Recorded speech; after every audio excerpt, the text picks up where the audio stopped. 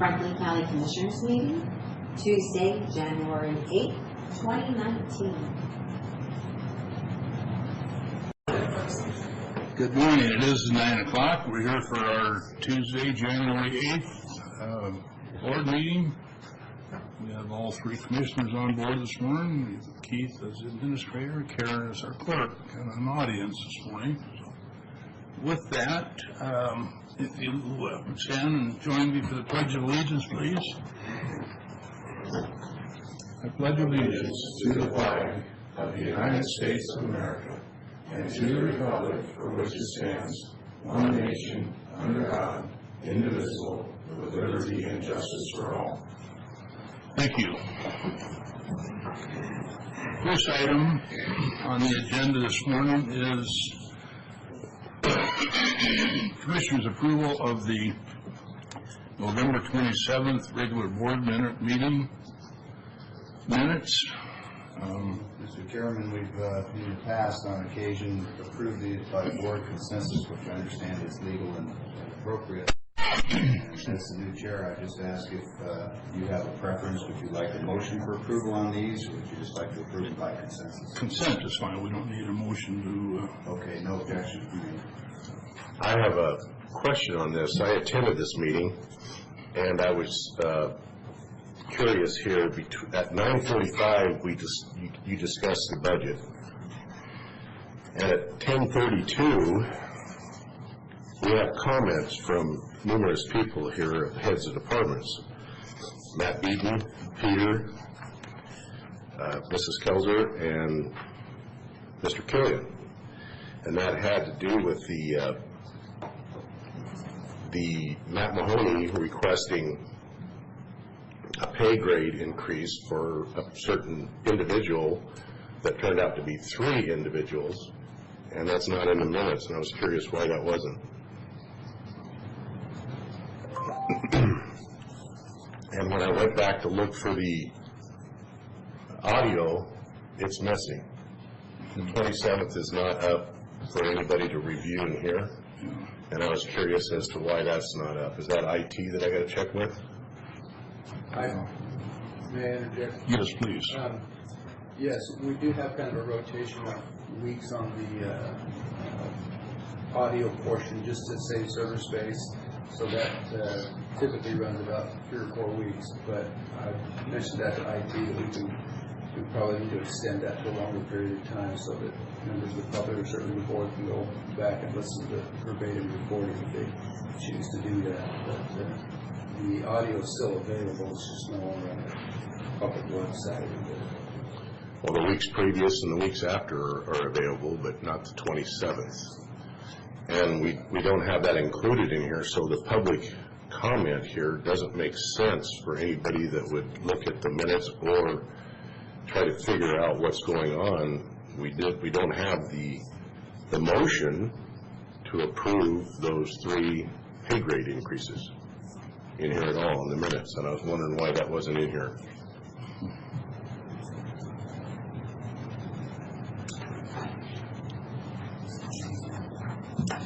I can't answer that at this point.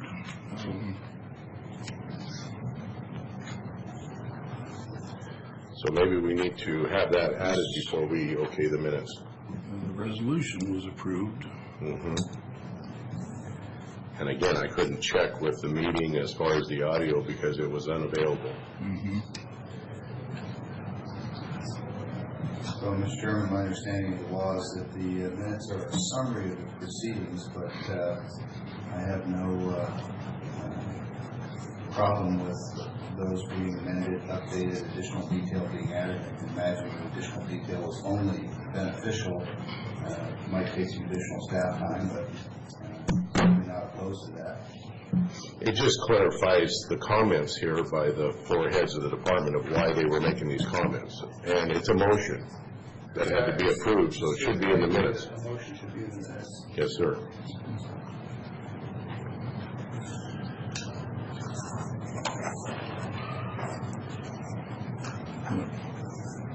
Okay. We'll hold these off and adjust the... Okay. All right, next item is a conditional use permit 2018-06 to allow conversion of a barn to a single-family resident. Nicole, are you?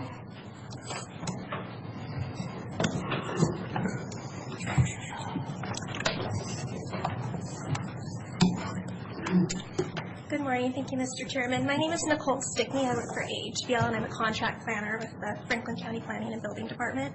And I'll be presenting today on this conditional use permit. The number is file CUP 2018-06, and it was accompanied by CEQA file 2018-18. Can anybody hear back there? Today's action is a decision on a conditional use permit. And this is a closed record appeal hearing. The open record hearing that took place in December was under the purview of the county's planning commission, and that hearing established the official record for this action today. This is a quasi-judicial matter, and it involves the due process rights of the applicant, and this hearing is governed by the Open Public Meetings Act and the State of Washington Appearance of Fairness Doctrine. So, Mr. Chairman, if I may, before I begin, I'd like to just go over the procedural items. Okay. We wanted to know if there are any declarations that the commissioners wish to make about any potential for an appearance of conflict of interest. This is also an opportunity to disclose any ex parte communications. Some of the things you may want to disclose is if you have any interest in the property or the application. For example, if you own property in close proximity. Also, if you stand to gain or lose any financial benefit as a result of this hearing. Whether you can hear and consider the application in a fair and objective manner. Next, if you have engaged in any ex parte communications with either proponents or opponents of the application. If so, we would ask that you place that on the record and detail the substance of any communications so that the interested parties would have an opportunity here to rebut the communications. And also, we want to give an opportunity, Mr. Chairman, for the audience to air any challenges to any of the participation of folks here. I have none. I attend St. Paul the Apostle Catholic Church. Sunday, 3 of the Planning Commission board members attend our church. I spoke to 2 of them about this, inquiring information. I have no interest. I have no land that's close to this proximity. I have no value gained by this. I'm just trying to get the facts. And so I talked to them. I also drove down and looked at the property, and I looked at the adjoining property. May I ask a question? Is the other side of the street, the west side of the street, also GS20? It is RS20 zoning. RS20, excuse me. RS20, okay. That was my only question. But I have spoken to 2 of the planning board commissioners. Okay. And are there any objections? Okay. Thank you. Okay. So just to highlight one other thing, the record consists of all testimony and comment presented at the hearing that the Planning Commission had, and all documents and exhibits that have been submitted in connection with the matter being considered have been prepared for you. So in this closed record appeal hearing, you should base your decision on the facts and evidence that are in the record. And that record includes all testimony, documents, and other evidence presented at the hearing. Okay, and with that, I'll start with the introduction of this permit. Excuse me, Nicole. Yes. Process question. Yes. Is it your understanding under the law that an ex parte communication, whether opposed or not, still is disqualifying? It needs to be disclosed. It needs to be disclosed, not just that it took place, but is it not also necessary to the content? The reason being is that the other commissioners are then at a disadvantage not having the same information, the same input, and it risks prejudicing one or both sides. In classic cases when misinformation is provided and it causes one person to adjust their thinking to vote based on that. So I want to keep this clean in terms of process. So I'd be interested in knowing your thought on whether or not one ex parte communication of that nature for a closed record hearing is relevant, and whether or not we can even review it since it's a closed record hearing. So I think just to summarize that to make it simpler for everybody, I think it would be instructive for us to know what the content of those conversations ex parte were, so that if there is misinformation, staff is able to correct that, and it would be appropriate for anyone having had those ex parte communications to acknowledge that those are not to be considered in the closed record hearing. That seems proper. That seems, very prudent. So you're saying you would like to ask Mr. Didier, Commissioner Didier, to disclose what his conversations were so that we can put that out in the open and then address it if there's potential for things that were not on the record or any inconsistencies there. And to be clear, I'm not suggesting that there's any improper or undue influence, but our obligation is to ensure that the process is legal and transparent. And once an ex parte communication has been acknowledged, especially in a closed record hearing, you need to have assurances that that information is not to be considered in the deliberations, especially since it's quasi-judicial. And also to have that information, or at least the key elements of those discussions, disclosed to the benefit of all. So I basically asked him about both of these decisions. I talked to two of the commissioners about two of these decisions. The one was the letter that was written on the second one, page 3. And then the first one here was, I wanted to know why they turned this down. And they told me that there was the reasoning of facts, I believe is what you state, or the, what's the, The findings of fact. the findings of fact. And that's basically what they listed. But they also said that it was, I said, the findings of fact were that it had to be a new home or a home that was built and then moved in with an adjacent garage. And that the man had went through all of the proceedings with the city of Pasco, and they're not in the city of Pasco, they're in the donut hole, so the city of Pasco granted him all of this work, which I've read through all the documents. I read through the whole dialogue through the meeting last night, and basically it's just what's in the dialogue is what they told me. Okay, so they basically recounted to you what Yes. happened at the meeting, and that's consistent with what you read in the transcripts. Though the one gentleman did say, though, he didn't see why we couldn't let this go forward, and that would be Claude Parrott. He said that with a slight penalty, that he thought there wasn't any reason why we couldn't let this go through. So I think with that in mind, we should look at this objectively and make our decision. Because there was work started before the permitting process, is what he said. Is that correct? Is there work started on the project? Yes. It's not, unfortunately, it's not that unusual. Right.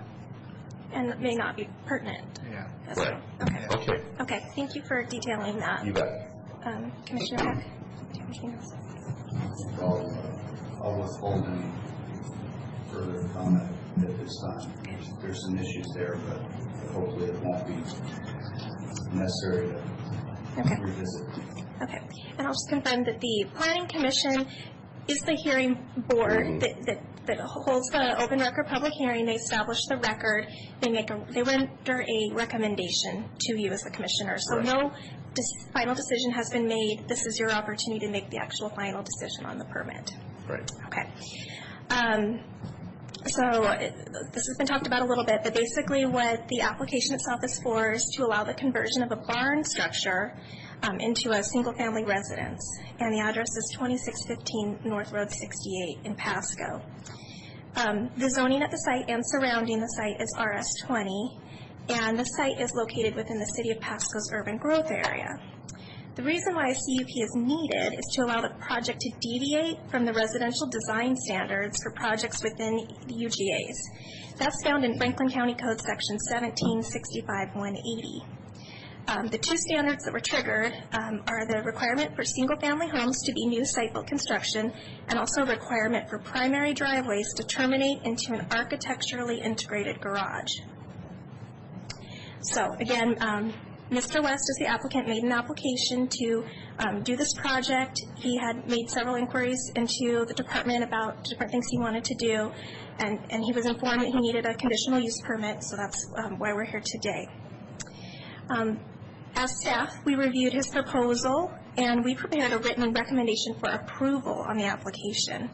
That was based on findings of fact that you'd find in the staff report, and we've also formulated some conditions of approval that we thought would be important for this decision. Subsequently, at the meeting on December 4th, the Planning Commission held an open record public hearing, and they unanimously passed a motion to recommend denial to you, and they based that on 3 findings of fact. The 3 findings of fact were, 1, this proposal is not in accord with the goals, policies, objectives, maps, and/or narrative text of the comprehensive plan. 2, the proposal will not be constructed, maintained, and operated to be in harmony with the existing or intended character of the general vicinity. And 3, the location and height of the proposed structures in the site design will discourage the development of permitted uses on property in the general vicinity or impair the value thereof. The other thing I want to mention is Mr. West was not at the hearing, so he was unable to answer questions about what was going to be happening on the property. This is unfortunate. It's just what happened. We learned after the meeting as staff that he was unable to attend due to illness. I want to emphasize there are no other parties of record with legal standing. And I also want to emphasize that we never received any negative communications from those who had been notified of this proposal, saying that they objected to it. And there have been no procedural issues brought to light. We believe everything's been done per the code. We've done all of our notification requirements. This went through SEPA. There was a DNS threshold determination issued for that. And then even for the closed record appeal hearing, we sent out notification once again to the neighbors. So they've received 2 communications in the mail. This is also in the newspaper. We had to sign up, so we've done all of that. The planning department maintains our initial suggestion of approval for this, consistent with what the items in the staff report. We stand by our analysis, looking at what the applicant is asked to do and some of the voluntary measures that he made that will help make the structure appear more in harmony with the neighborhood. He's added a porch, and we've identified he's added windows and things like that. It's going to have all new siding and roofing and all of that.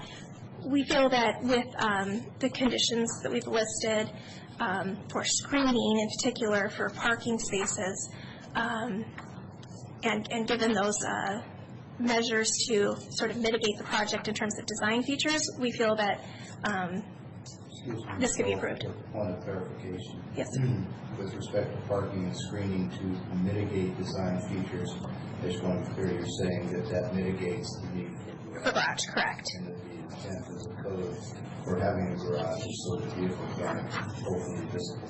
I don't know what the intent of the code is. I wouldn't speculate on that, but there is a requirement for an architecturally integrated garage. Perhaps they're trying to avoid carports. They definitely wanted a garage that's part of the home. So if you don't know the intent of the code and you don't know if it's intended to mitigate visibility of vehicles, how does screening mitigate the code? So, If that's not the intent, how does screening? well, I would say that a garage provides an area to park, and if you don't have an area to park, it could look disorganized or unsightly if there's multiple vehicles. And so we felt that, given this is a conditional use permit, it was appropriate to require screening for parking for the request. The only place you lost me is when you said you didn't know that the garage. The intent of the code for the garage was to deal with site issues, and I think it probably is, but that's fine, thank you. Okay, so yeah, that's the basis for how we formulated that. In terms of our suggested findings of fact, there were 6 in total. They're in the staff report. I won't go through all of them. And then we had 12 conditions of approval. Some of them are very basic and typical, but certainly we had things like the site shall be maintained at all times, to not let the land become a fire hazard or accumulate with debris and weeds. And then kind of the 2 key ones, number 5 and number 6, the barn must be remodeled to include windows, covered French porch, with an architecturally integrated roof and new durable siding to provide an impression or appearance similar to a new residential structure. And then the requirement for the screened parking spaces. Do you have anything to add? Just to, we can't, because we weren't here for the intent of the law at the time. However, that is our interpretation as to what the intent of the law is for screening, primarily screening purposes, because we have nothing else, and that's the thing that makes the most logical sense. So that's kind of how we interpret that requirement, is basically for screening vehicles. But we don't know, because we weren't here when those rules were established. So not comfortable to say that was the intent. Yeah, and just for clarification, it mirrors what the city of Pasco is doing. Correct. And we're trying to be consistent because it's in the urban growth area. The mindset behind the Growth Management Act is eventually this will become part of the city, and so any new growth or development taking place in the donut hole should be harmonious when that occurs. When you say it mirrors, the it you're referring to is the county's code. Yes, the county code is matching with the city of Pasco's code for the urban growth area with those design standards. Yes, they're called design standards. So that concludes my presentation. I wanted to let you know we have prepared 2 resolutions for you so that you can take action in either case. We prepared a resolution to approve and a resolution to deny, and hopefully we've got all the things prepared as you may see fit. So That will answer any questions. As I drove up and down the street as a county commissioner, I want to make sure that I take a first-hand look at everything that we're making decisions on, so that's why I did this. I noticed there were cars parked along the street. I noticed that there are land residents on the other side that have there's one place that has numerous pieces of equipment out in the open. And as I drove by this yard, I noticed how immaculate it was. And it's not pasture, it's grass, and it's a white fence all the way around it. And really, this is the only spot that isn't developed because it's in the process of being developed. Are those other residences grandfathered in to have that, all the cars and the equipment outside of a garage? We could discuss that at a separate time. It's not anything that I'm very knowledgeable about. We'd have to do some research, Okay, because as I drove up and down the street, this is probably the most manicured place on the street. Yeah, I'm sorry I can't satisfy your curiosity on that. It also may not be relevant with the other properties you're doing. All right. Another question. If he builds a garage or a lean-to to park the cars underneath, is that going to be sufficient then?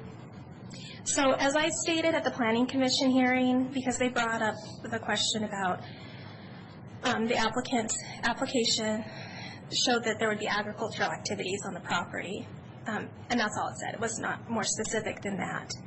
So they wanted to know where equipment would be stored, where was he going to put all this stuff, and I didn't see any equipment. yeah, so I don't know that he intends to do that. I don't know what the intentions are. So my response to them and my response to you as well is, if he wants to build an outbuilding in the future, either a garage or a shop, he can do that as a permitted accessory use. Right. He doesn't have to come back for another conditional use permit. He will be limited to size based on the code, Okay. and that's based on the square footage of the primary structure, which will be this converted barn. But certainly he can do that. There will be nothing preventing that in the future if that's One more necessary or question. desired. So was there anything done out of compliance in his moving this barn, and was everything up to standards as far as permitting process? Did he do anything out of order? He took a permit out to take up the first structure out, so it was a demolition permit. Excuse me, Nicole, for the interruption. Yeah. Please make sure that anything you're sharing is part of the record. Okay, No new evidence. yeah.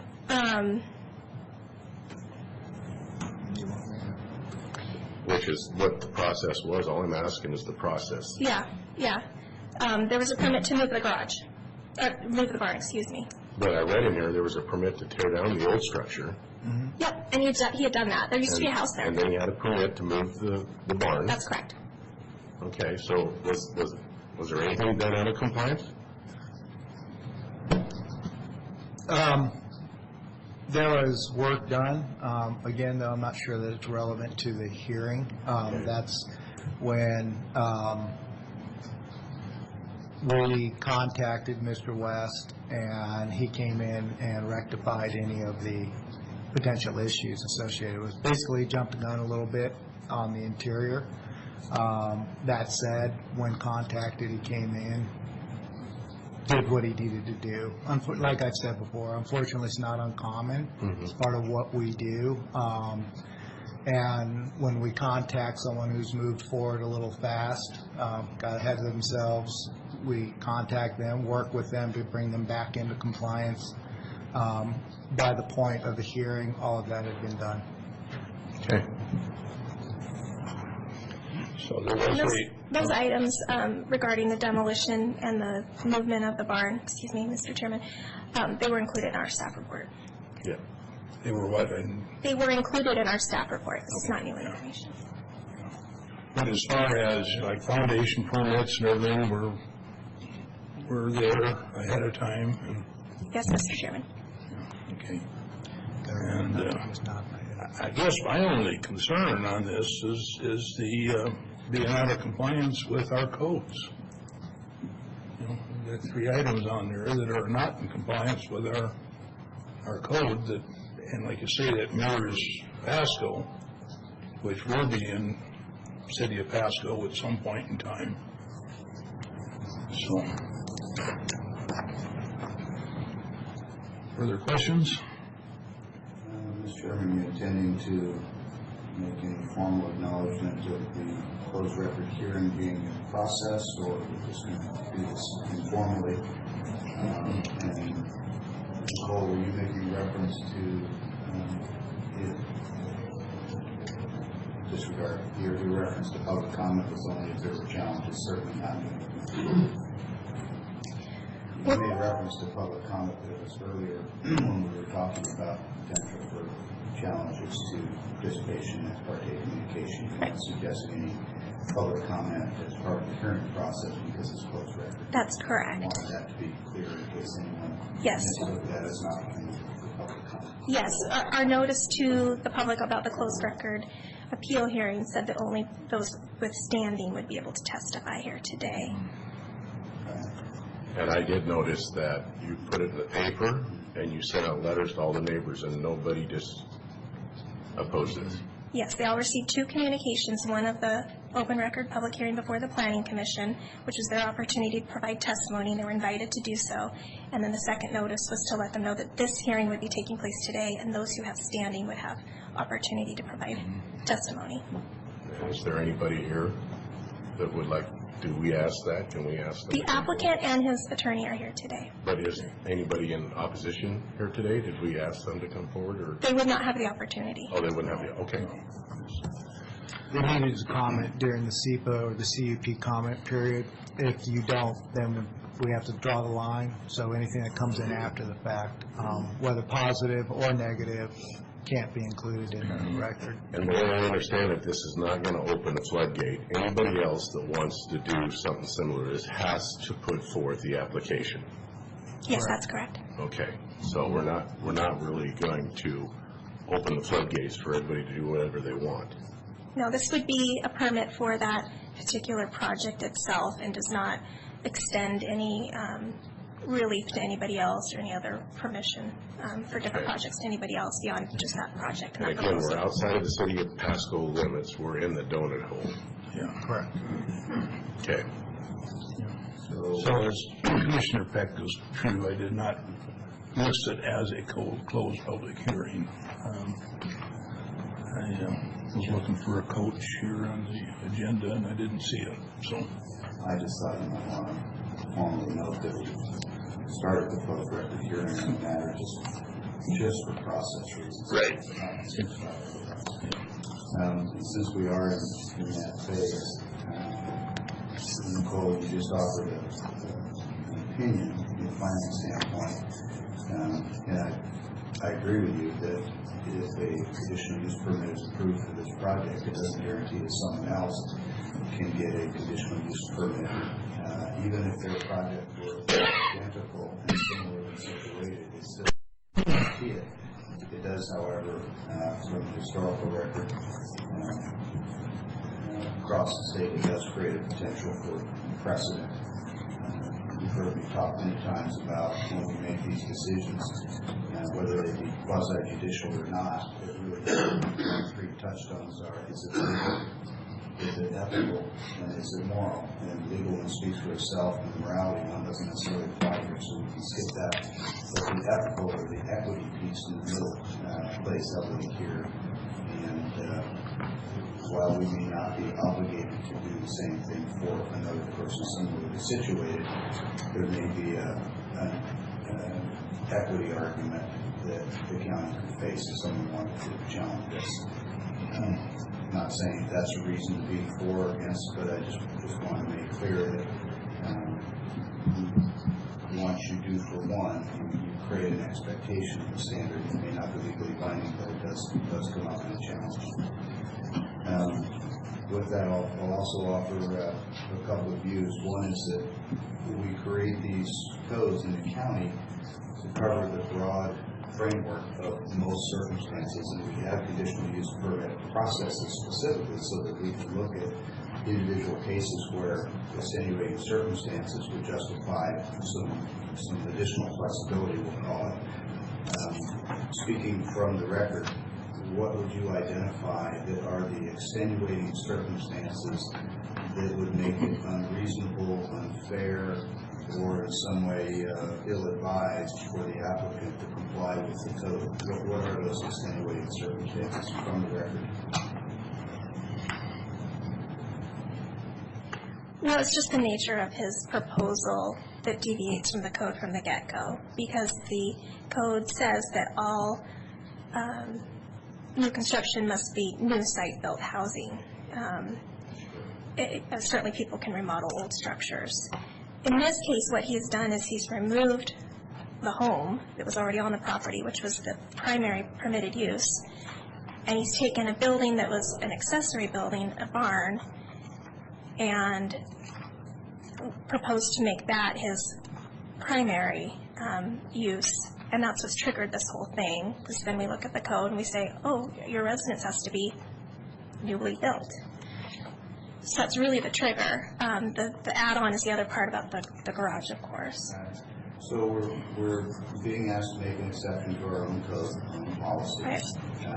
And again, if there was some extenuating circumstance that's, and I don't want to create one because then we're adding new information, but is there something, some extenuating circumstance about this that is in the record? I didn't see anything in there that gave a reason why you couldn't have constructed a new building.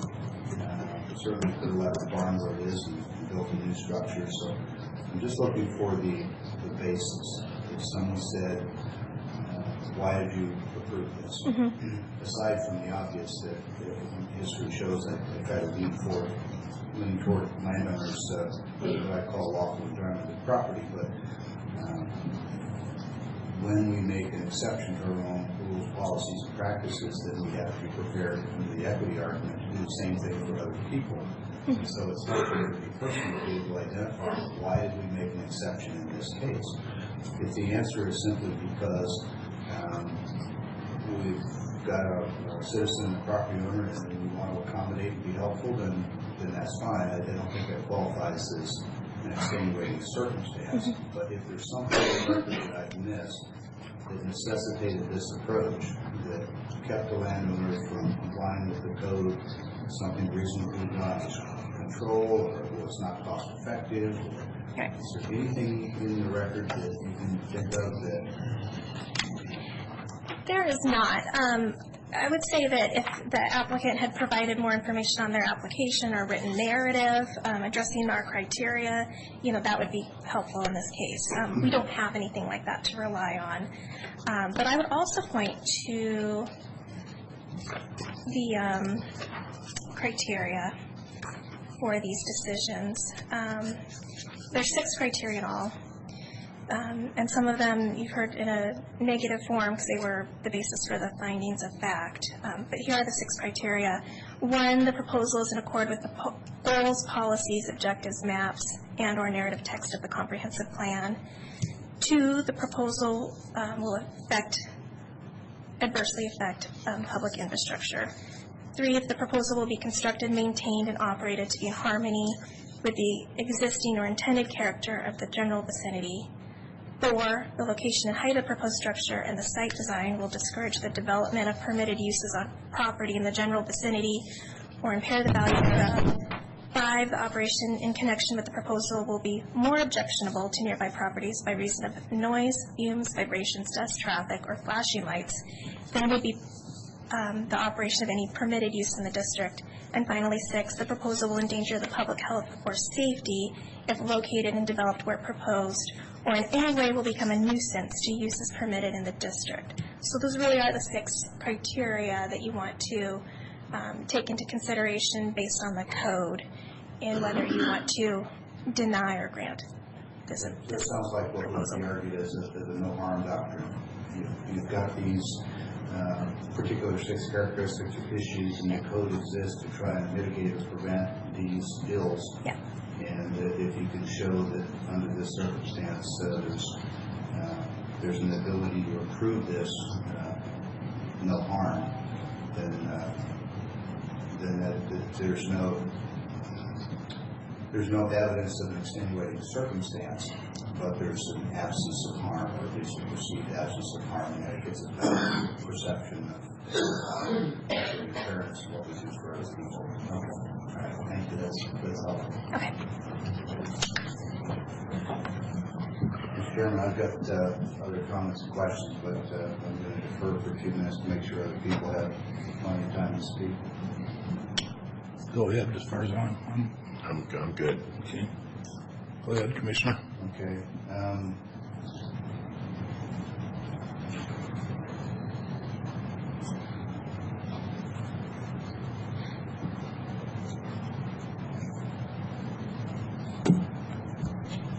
Going through my list to make sure I've covered everything.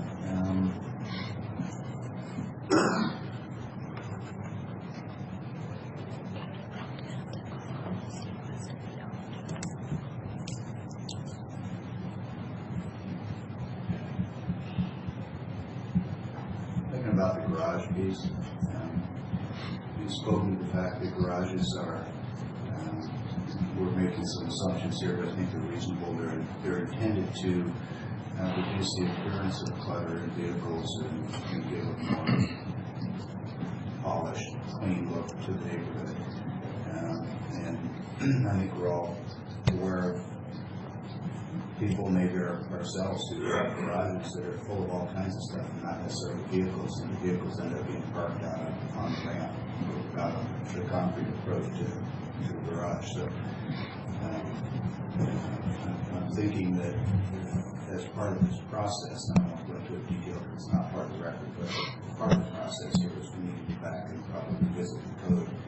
I see Derek shaking his head, and I think he's on the same path. But I think there's one thing that is not specifically cited in the record, but I think it's indirect enough I can speak to it, which is we've also got a structure that is, while not newly rebuilt and not site-built, it's being, I guess for lack of a better term, repurposed, recycled. And when we look at these, we're trying to balance what the community interest is and balance it against the code and equity for other people. So from my point of view, there's an additional point in favor of the applicant from the perspective that while it's not a site-built structure, it's being reused, repurposed, and it's not going in a landfill somewhere. Those facts are part of the record, which is why I speak to them, and why I think that speaks in favor of the applicant.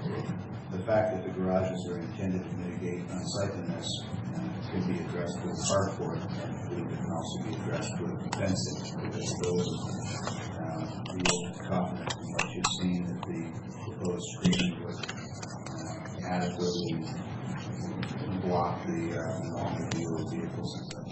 Yeah, and we are suggesting it as a condition to impose. The applicant did not volunteer or offer any screening. I don't know if that was his intent anyways. I don't know, but it wasn't shown on the site plan, so we have included that as a recommended condition of approval as a mitigation measure. So we have a package with the proposed resolutions for staff for signature this morning. Yes, we do. Commissioner Cook could take a look at that. There's, Mr. Chairman, now may be a good time to entertain testimony from the applicant. yep, yes, we did. Do you have this is an opportunity. I'll take that opportunity. Good morning, Commissioners. My name is James Carmody. I'm a land use attorney. I've been at this for 35 years. Understand the complexities that sometimes come with this, but this proceeding is a closed record hearing, and I'll be limiting my comments just to the record that you have. That's appropriate. I want to first of all thank staff for the work that they did. We agree with that detailed work that they undertook, and we agree with their recommendation. Mr. West wasn't able to attend the Planning Commission meeting, and I listened to the tape. I read the transcript, and it went in a pretty odd direction. So let me try to bring it back to at least what I think it should be. I think the questions that were asked by Commissioner Peck were appropriate. And I don't think there's a responsibility on a property owner to come forward and show extenuating circumstances under your ordinance. What you've recognized is just common sense, which is not every rule can be perfectly and unwaveringly applied in every instance. There will be times for differences, and there are 6 criteria that you have for making a decision whether there's going to be an adjustment or a variance. That's what Ms. Stickney just went through, and I agree with that analysis. If you want to know sort of why of the starting point, is you've got an ordinance that has a new build structure. But in this case, what you've done is you've repurposed an existing structure. You have put new sidings on it. You have a foundation permit that's in accordance with current law. The house is placed on the foundation just as a brand new house would be. It is built to building codes. It is built to plumbing certifications. It is electrical. It has a pitch on the roof that is consistent with stick-built houses. It is the functional equivalent of a stick-built house. If you look at it, you can tell. And that's why you come forward, because you have an ordinance that is pretty tight, but doesn't establish a functional distinction that means really very much.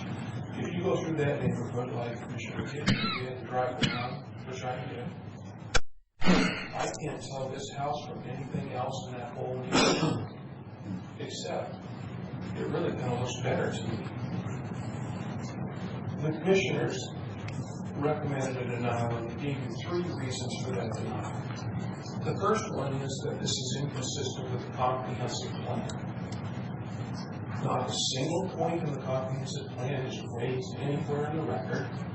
I can't find a single word that tells me which part of the plan don't I comply with. So there's no facts in the record to support a conclusion that's inconsistent. What we do know is, if you read the plan, this is designated low-density residential. That's what it is. We know that your plan recognizes what the State Road Management Act recognizes, and that's that you protect property owners' rights and their ability to make decisions.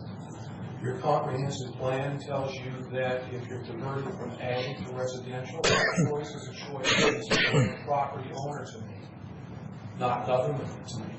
That's a choice Mr. West made, and he has every right to do that. This meets every single zoning criteria. It meets setbacks. It meets height restrictions. It meets building code. It meets every single item. If there's some future condition that develops on this property, you handle it like any other property, and that's through your nuisance procedures. I don't think that's going to happen looking at what's going on there, but that's not germane to this procedure. But there's more than that in the record. Notice was sent to everybody that it was to be sent to. Not one adverse comment from any name. Not one. It was circulated to every government agency with the right to comment. Not one adverse comment. All supported it. You may have had a condition. So you satisfied all the neighbors. You satisfied all of the governmental entities. You complied with every single ordinance requirement, building code requirement. That's why this should be approved. So let's go to the reasons for denial. The first one I talked about was the comprehensive plan. There is just no basis for denying it for inconsistence with the comprehensive plan. The second one, the proposal will not be constructed, maintained, or operated in harmony with the existing or intended character of the general vicinity. I have no idea how this is inconsistent with the general character of that neighborhood. It is identical. In fact, it's more compliant with the house than it was with the prior. There's no facts. No one has testified. No one wrote a comment letter. No one showed up. And somehow this comes out of the blue. There was some funny, odd kind of comments in the commissioner's deliberations about ducks and chickens and are they going to be in the barns or whatever. I have no idea where that came from. And more importantly, it doesn't have anything to do with anything. So the second basis, there's no facts in this record. The third basis was that the location and the height of the proposed structure and the site design will discourage development of permitted uses on property in the general vicinity or impair the value thereof. The house is placed on the lot with the applicable setbacks. There's nothing unique about it, and if you look at it, it has no adverse impact on anybody adjoining. It certainly doesn't diminish values. Height, it meets your height standards. It's not exceeding a single-family residential height standard. So there's no facts, there's no law, there's no common sense to support the recommendation of denial. Your staff did the right job. They contacted everyone. They investigated it, they reviewed their ordinances, they went through it in detail, and they made a recommendation, and that recommendation should carry the day. This really shouldn't be that tough of a call. The final point I want to make is Commissioner Katz expressed concern about are we setting precedent in this. I've done this for a long time. I've really never seen two land use projects that are identical. Everyone stands on their own merits. Everyone stands on their own backs. They're in their same setting and their same instance. But what I then say is everyone's also bound by the same rules and benefited by the same rules. And somebody can come in and they can make the same proof that was made here that they have complied, that's consistent, there's no diminution of values, and they ask for an adjustment from that kind of rigid structure. I think they're entitled to have that heard and considered. And I don't think it makes any difference, because I don't think it makes any legal difference, that they come in and say, you know, Mr. West, in 2019, that first meeting in January or 2nd, or whatever you're at, got approved. That doesn't carry any weight legally in subsequent actions. What you want your staff to do is to process every application just as they process this application. Give the notice, do the analysis, and come to a rational conclusion. Final thing I would say is, we live in a real world. You can't have perfect compliance in every minute detail with every adopted ordinance. There's no legislator in the world who can write the perfect ordinance. And what you want to recognize is a couple of things. You have to have some degree of flexibility as long as you meet your standards. And number two, still there, people have property rights. They have rights to make the choices. He can choose what kind of house he wants and that sort of thing. And so with that, we would really, really ask you to just bring this to an end, approve this simple project, follow your staff's recommendation, and let somebody use this house as it's intended. Thank you.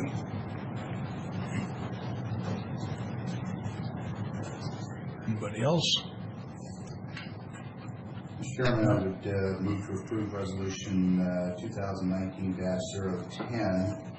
which, 010A. Excuse me, Mr. Didier, I have the floor. But since I've been interrupted, Nicole, let me ask you, This is the resolution. the resolutions, this one, number 2019-010, it finishes it by saying, be it further resolved, the chair of the Board of Franklin County Commissioners be authorized to sign conditional use permit 2018-06 on behalf of Franklin County. So as I read this resolution, this approves the request. I know you've included another one here, number 2019-010-A, and there's some reference to use this only if approved, but am I incorrect that that language says that approves the CUP? Yes, this one approves it. We've still put up for the record what the findings of the Planning Commission were, but the attachment includes the findings and the conditions of approval that go with this resolution. So this resolution is accompanied by the attachment. Do you have that? So you presented us two resolutions that both speak to approval. That's the attachment. That's not a separate resolution. Resolution That doesn't have a- 2019-010. It shouldn't have been marked. I don't know why it was marked that way. Okay. Okay. There's a resolution and there's attachment with it. The resolution has the signature form, and then the attachment has the description of the site, the conditions of approval. Let me just go to staff and say, what resolution do you wish us to use for a motion for approval? Is it this one that says that? Yes, sir. And And the attachment. the attachment that goes with it. So what you're telling me is that this document is mislabeled, it's not a resolution, it's an attachment. Yeah, it should just be an attachment. It should have the same resolution number in the space above. It should be identical. So the resolution number is 2019-010. Correct. Dash A is merely referencing the attachment. Attachment, yes. Okay, so Thank you. Thank you, Beth. Approval. So continuing my motion, it is resolution 2019-010 that I'm moving for approval, and it would have the effect of approving the requested conditional use permit 2018-06. Second. And the chairman, as the maker of the motion, I would ask to speak to it first for Robert's rules. Open for discussion. Okay. I want to thank Mr. West's legal counsel for his comments. In large measure, I agree with you. I think the record in Washington State under the Growth Management Act shows that these precedential matters do give rise for legal challenges, but you're the attorney, so I won't debate the law with you. But I've been through an awful lot of GMA training too, seen some cases where it has. But with respect to this, I think you're spot on, which is that governmental agencies are hard pressed to write perfect ordinances that cover all circumstances. Our job is to weigh the spirit and intent of those regulations while always protecting the public interest. And in this case, it's especially important from my perspective that there's no evidence in the record that shows any direct evidence of potential harm or deleterious effect to the community by result of this being approved. And I think the fact that there's a condition for screening for vehicles further mitigates any argument that the absence of a garage is problematic. If the garage is intended to keep vehicles out of sight, screening could do the same thing. So, Mr. Chairman, thank you for accepting the motion. Mr. Diggle, thank you for your second. And those are my comments. Any further? All in favor? Aye. Aye. Opposed?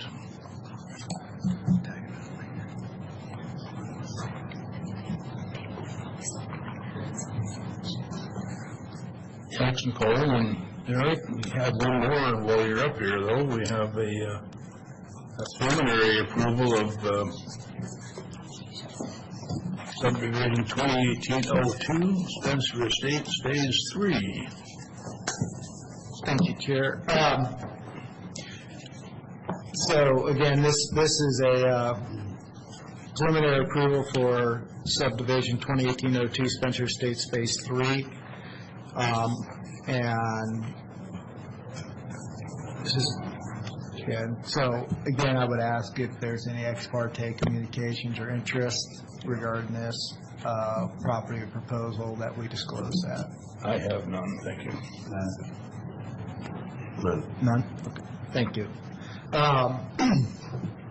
So this property is located in what we often call the Cola Road area. It's in the the northwest section of the county of the UGA along the river, or starting to get close, Burns Road, in Kohler specifically. This time there's no assigned address, but it is property is Lot 1 of Short Plat 2018-32, which was recorded on November 2nd, 2018. The zoning's RS20. The site's a vacant, currently vacant farmland. There's pictures in the packet. To the south is an orchard, and then to the east is Phase 2 of Spencer Estates, and then to the north and west is more vacant, what appears to be vacant farmland.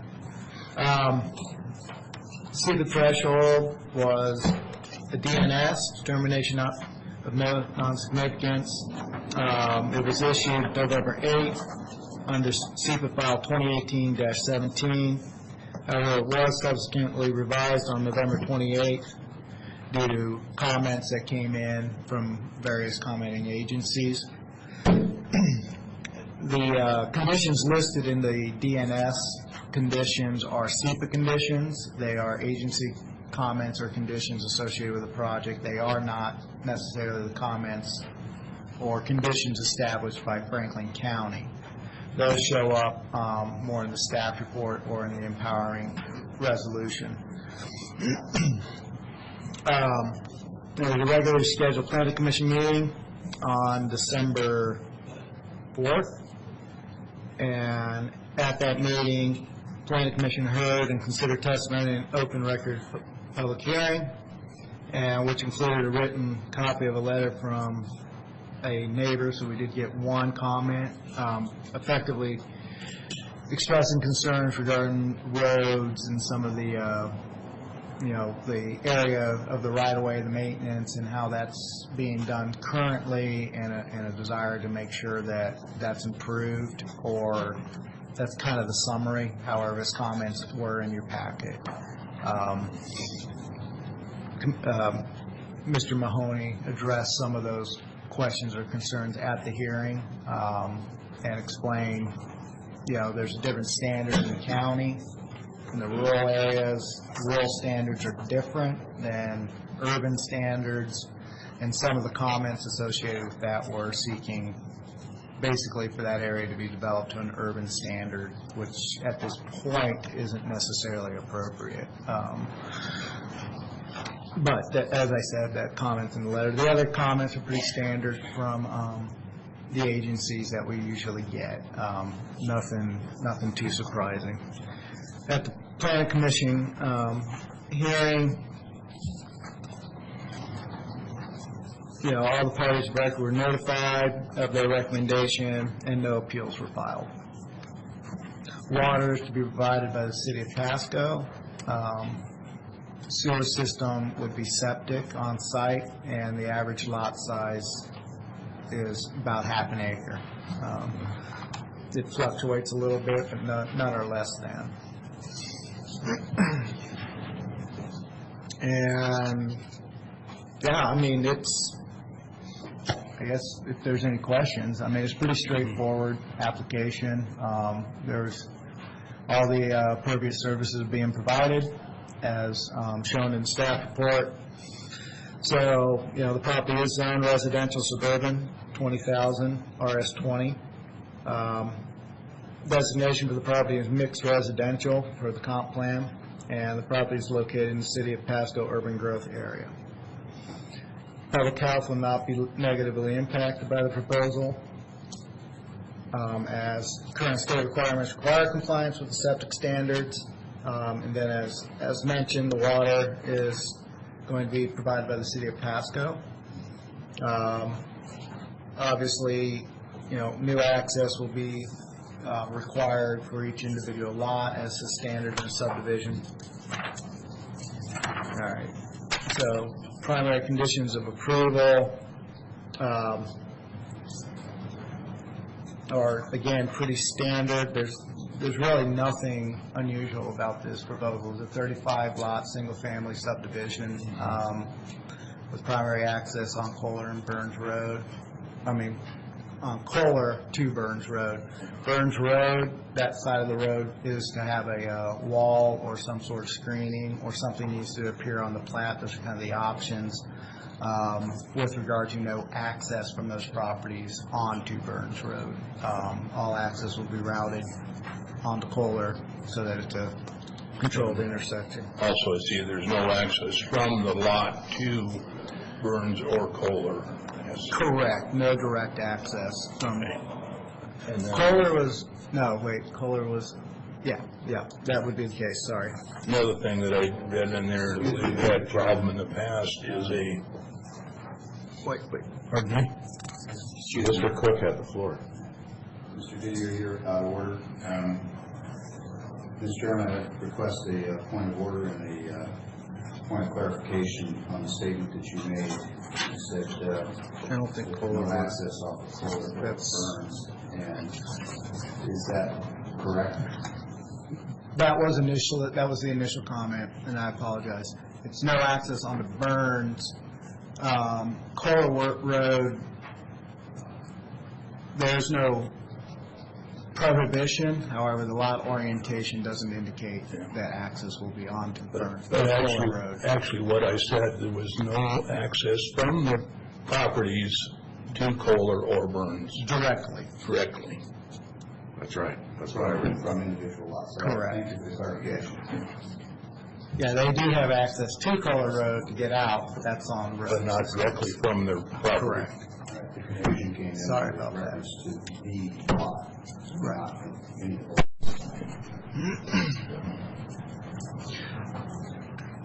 I read through it, that's the way I understood it. That they had to go on to get to that road, they had to exit and go. That's correct. There's only one way on Kohler, correct? Correct. All the lots will access onto the interior. Accesses off of that property. The interior streets that then go and connect to Kohler. Right.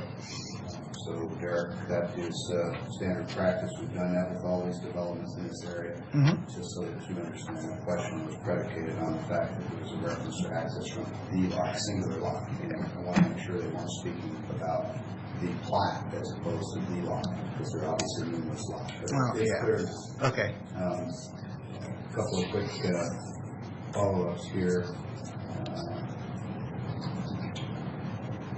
The reference to an additional right-of-way along Burns Road is not required. Would you speak to why it initially was thought to be required and now it's not?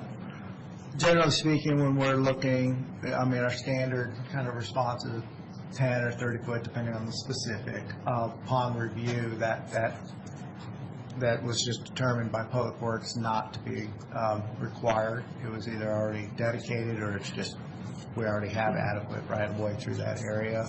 But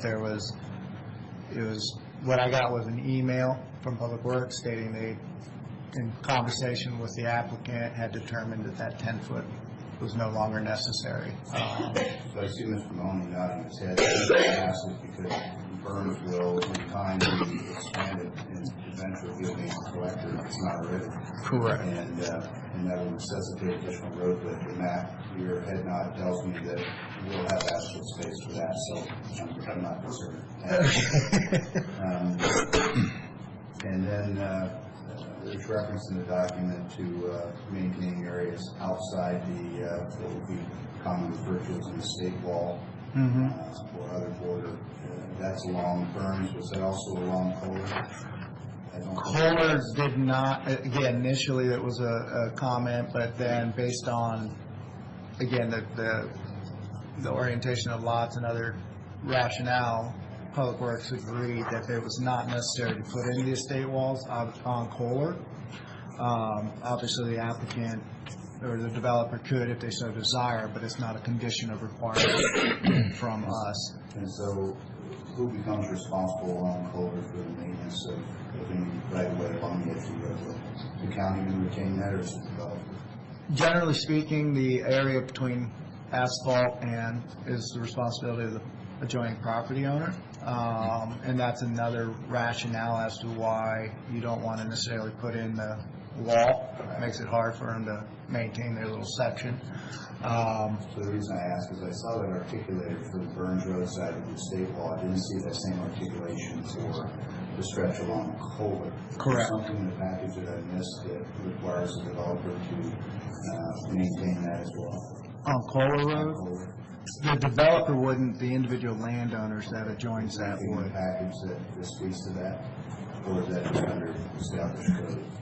I believe there is. That's established code. All right. That's all I have. Thank you. Commissioner? I noticed here that the highlighted impact fees are required to be paid when the permit obtains a city water connection. And I know there's a school impact fee, but I just was not aware of a parks fee and a traffic impact fee. Does that traffic impact fee go to the county road department? Yes. The three, okay, I'm trying to recall which version you have. Is the amount for the, $709 to the county. Or traffic impact fee is $709. Yes. School impact fee is $4,700, and the parks fee is $1,466. And this is a burden to put on a family that's trying to buy a new home. okay, these are some of the conditions. Some of those have been modified and reduced to balance out.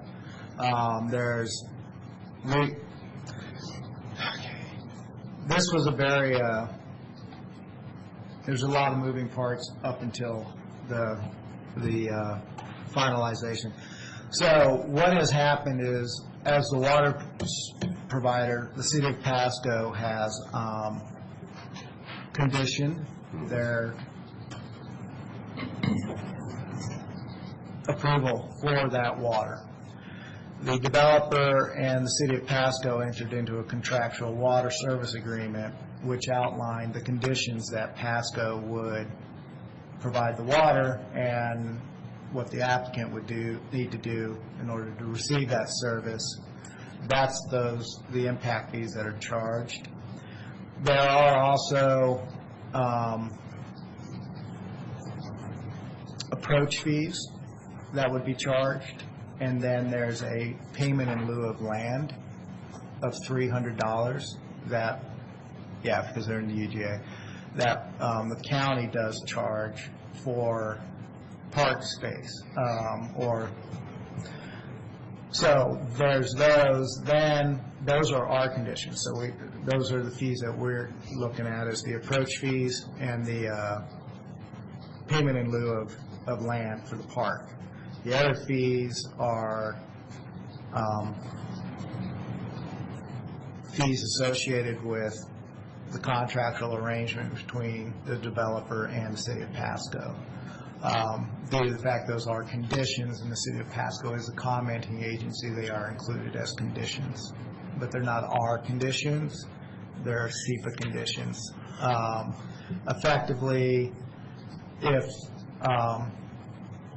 the water, if the applicant could not work out an arrangement with the city of water, it would, the city of Pasco regarding water service, then effectively the project was dead, or they would have had to gone larger lot sizes or something like that. But that's a business decision between the applicant and the service provider as to what rates they pay or how they come to that arrangement. The county's not involved in that.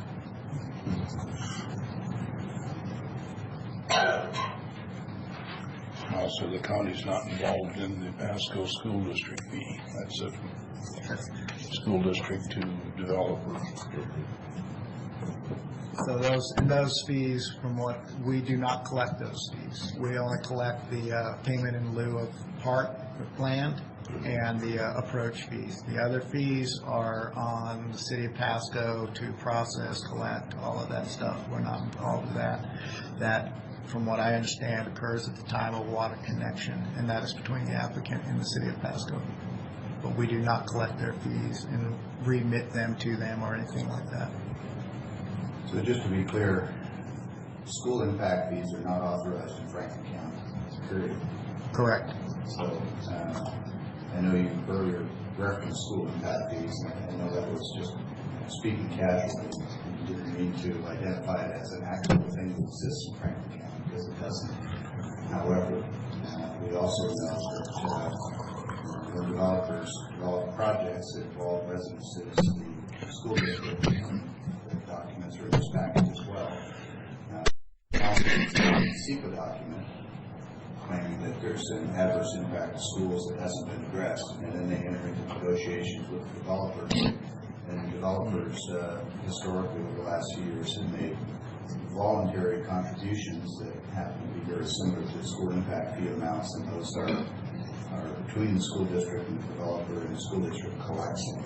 I'm only going through this again just for clarity, because every 6 months or a year it seems we sort of forget some of the crispness of the specifics, and it makes a little difference. So in this case, there are no school impact fees in Franklin County, and if the developer wishes to make a voluntary contribution to the school district to have an appeal to their SEPA document withdrawn, then that's between them. That is correct. Franklin County does not charge impact fees. And we don't collect them on behalf of No. the parties. Nope. Any further questions? If not, I would entertain a motion. Mr. Chairman, move for approval of Resolution 2019-009, which has the effect of approving sub 2018-02 titled Spencer Estates Phase 3 as presented. I second. Further discussion? Hearing none, all in favor? Aye. Aye. Thanks, Derek. Thank you.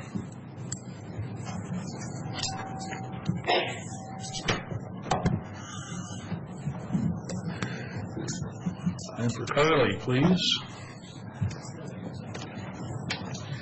Good morning. Thank you, Mr. Chairman.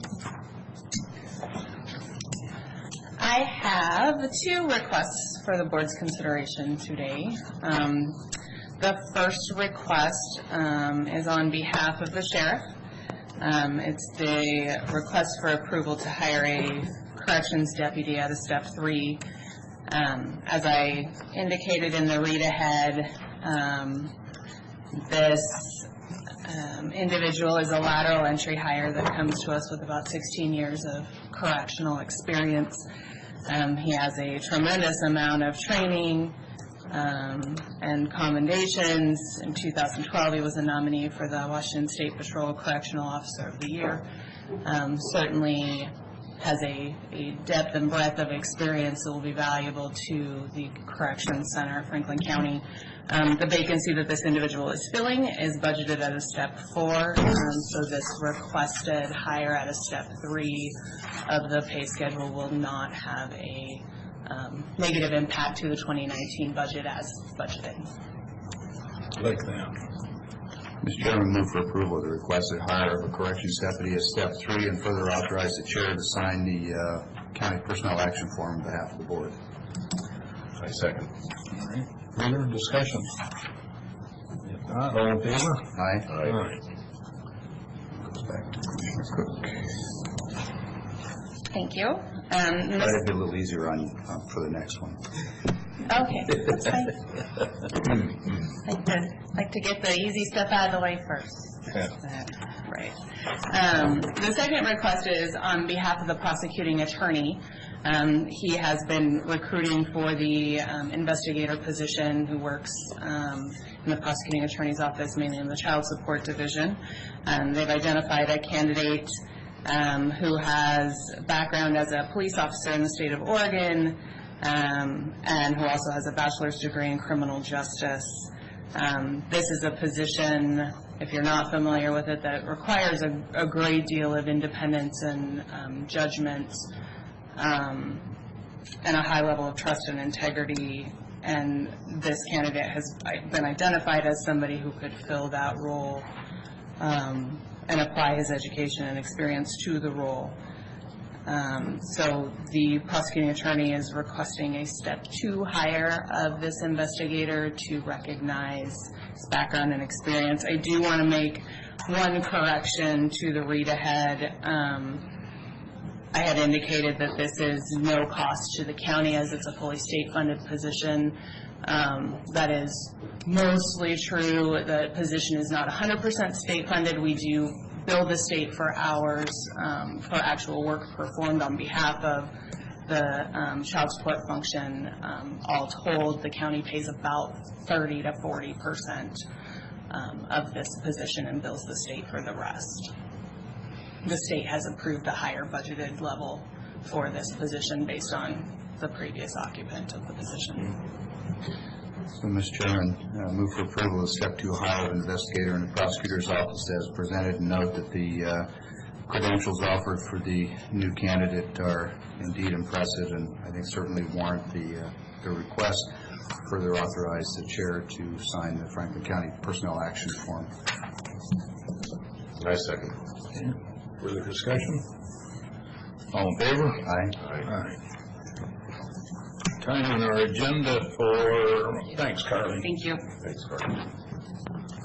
Public comment. We have somebody that would like to speak. Admittedly, it is a little difficult for me to be here. For those of you who don't know, I'm a Czar Roach's campaign manager. How you doing there, Commissioner Didier? Very well. Doing good, glad to hear.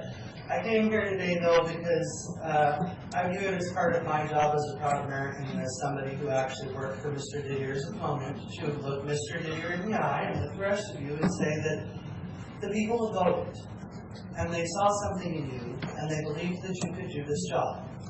Now, my job is to respect the will of the people and to be supportive of you as well and to remind you that you are not alone as you learn the ropes of this job and that you are not alone in trying to understand the process. I would also remind this commission that when we have moments where it looks as though you are not in unity with one another, when it looks as though you are talking over each other, when it looks as though you have an ego clash, that is a problem for all of us. It makes our county look weak. I would strongly and politely suggest going forward to all of you that we learn to live with one another, that we learn to go along and get along, because frankly, whether we all like it or not, for at least the next 2 years until another election, we're all going to be sitting in this lovely little room, we're all going to be debating. You poor folks are going to have to hear me give God knows what kind of public comment at one time or another.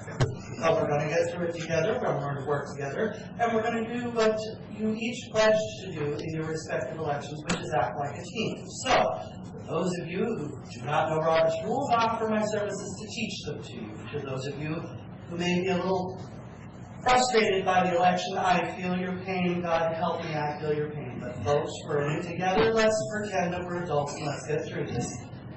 Thumbs up, folks. It's going to be a fun 2019. And I'll be sitting right there. Thank you.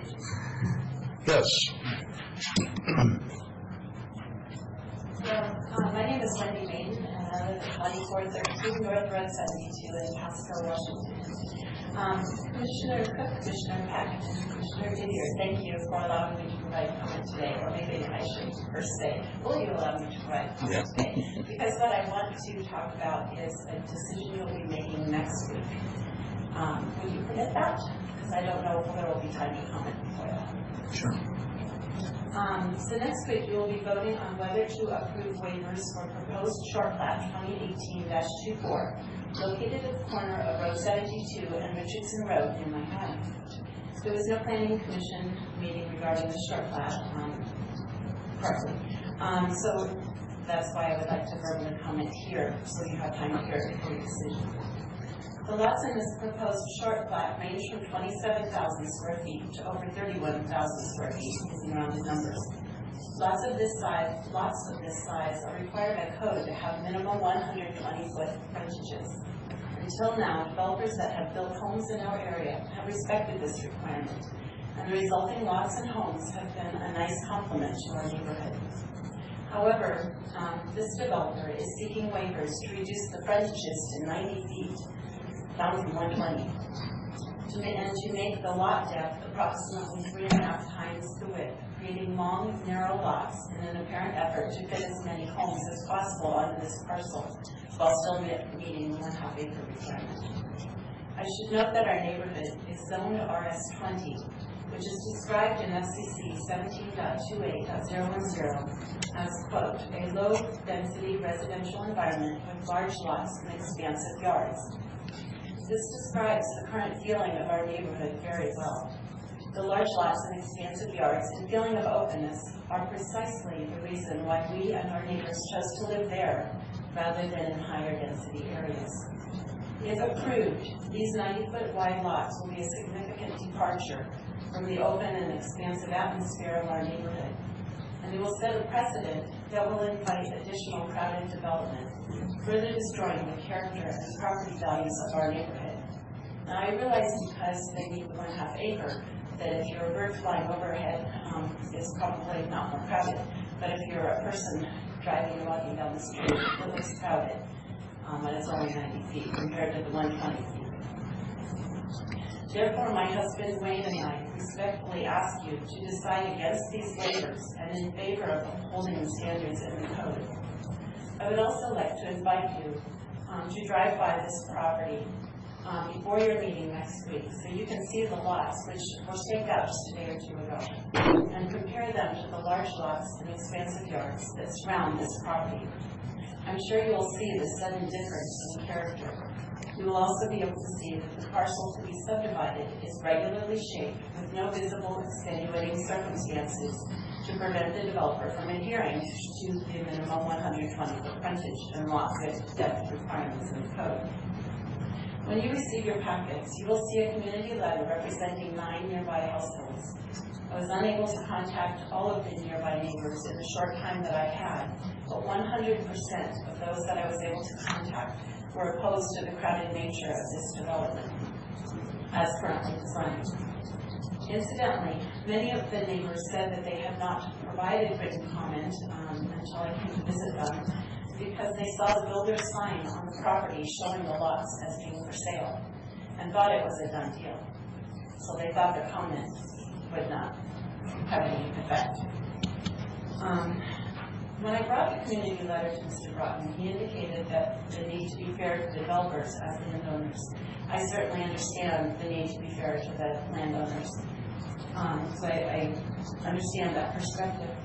However, the developers in this case knew the lot size restrictions when they bought the property, and they don't live in our neighborhood. I would instead ask for fairness to the citizen landowners who live in the neighborhood by rejecting these waivers and upholding the standards in the code. Thank you for your time and consideration. Yes.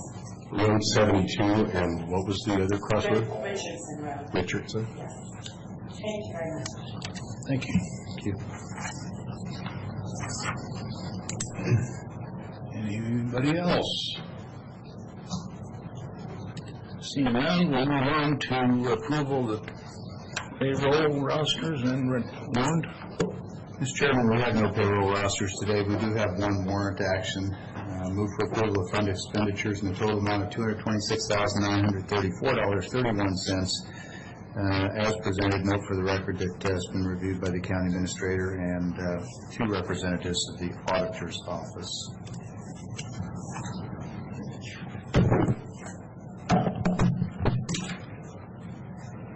Is there a second? I second. All in favor? Aye.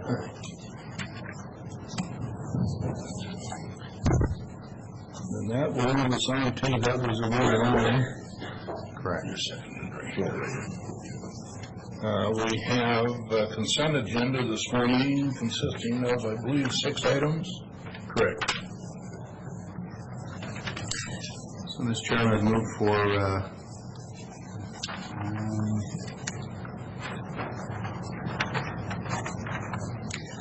approval of the consent agenda as presented. Request discussion on item 5, and will be sufficient. Commissioner Didier? Yes, I also would like to talk about item 5. Okay. With the second, and then we'll open it for discussion. Just a second. I'm going to look here at item 4.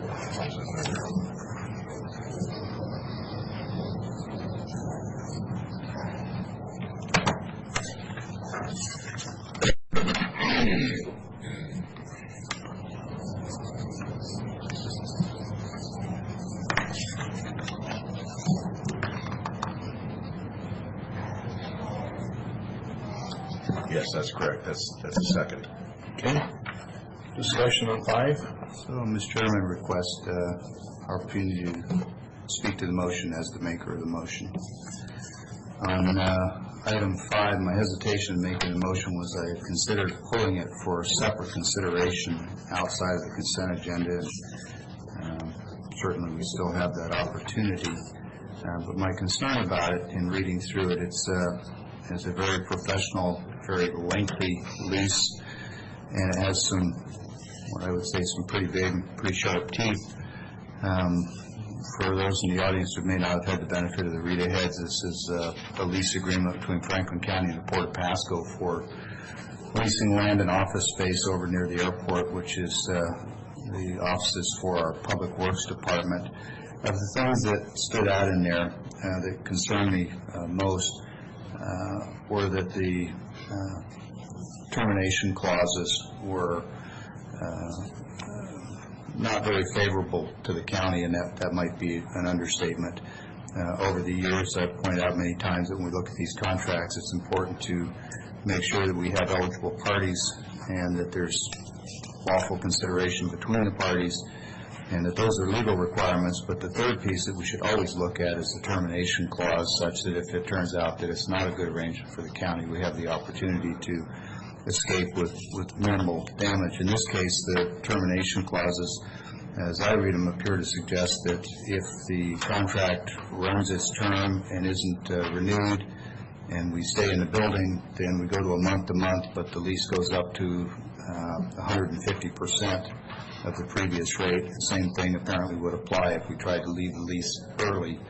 And so I'm concerned that, and let me preface this remark by saying I'm confident that the port is simply being diligent and a good steward of the public resources and seeking fair market value for the public properties that they own and lease. But I also think that they have some latitude with respect to termination clauses. It seems to me that perhaps this is an area where we might want to pull this lease from the consent agenda and have some additional discussion with the port before we entertain action on it. There may well be some statutory reason why their leases have to be this tight, but to my knowledge, we've been a good and faithful long-term tenant at the port, and at some point the county may want to entertain the idea of other facilities, and without getting into a lot of details about that, I just think that the lease is pretty tight. Maybe you ought to get another look before we approve it. And then the last comment is that I note that the previous lease appears to have expired last August, and would have been in our best interest to have seen this last fall. I don't know if it wasn't available yet from the port, but certainly our ability to negotiate different terms at this point would be somewhat hampered by the fact that we're already 5 or 6 months into a new lease window. We didn't receive it from. Okay. I hear Mr. Mahoney saying that we didn't receive it till recently. So apologies for the long comments, but I think this is an important matter, and I would be interested in hearing the other commissioners' thoughts on whether you'd like to pull this for separate consideration at a future meeting, or whether we ought to move ahead and approve it as is. I would like to pull it for further discussion. Okay. We have all three of us in agreement. We pull number 5 for further discussion with the Court of Pascals, who will. Mr. Chairman, forgive the interruption, but it's necessary from a Robert's Rules procedural standpoint. There is a motion and a second on the table for consideration. I'd be happy to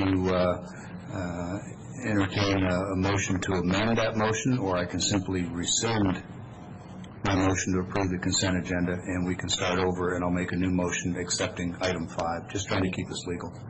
We can rescind the complete motion. Okay. So, Mr. Chairman, I'd like to rescind my motion to approve the consent agenda as presented, and would seek the concurrence of the second. A second. Okay.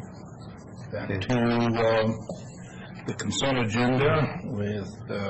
So, Mr. Chairman, I'd like to make a new motion to approve consent agenda absent item 5, pertinent to our prior discussion, so that, to be clear, would be a motion for approval of consent agenda items 1, 2, 3, 4, and 6.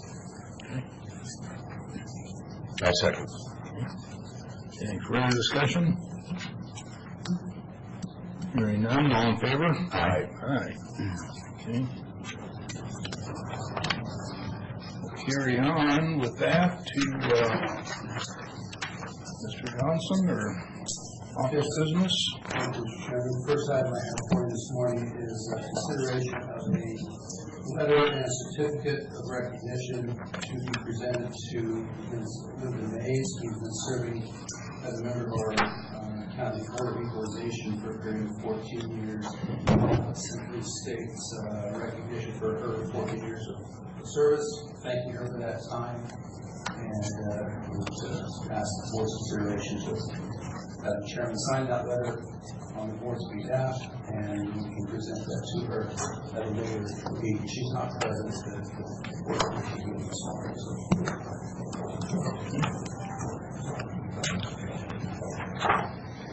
Mr. Chairman, I don't see need for a formal motion, but happy to offer my consensus for signing the certificate for Ms. Mays with thanks for her service. Agreed.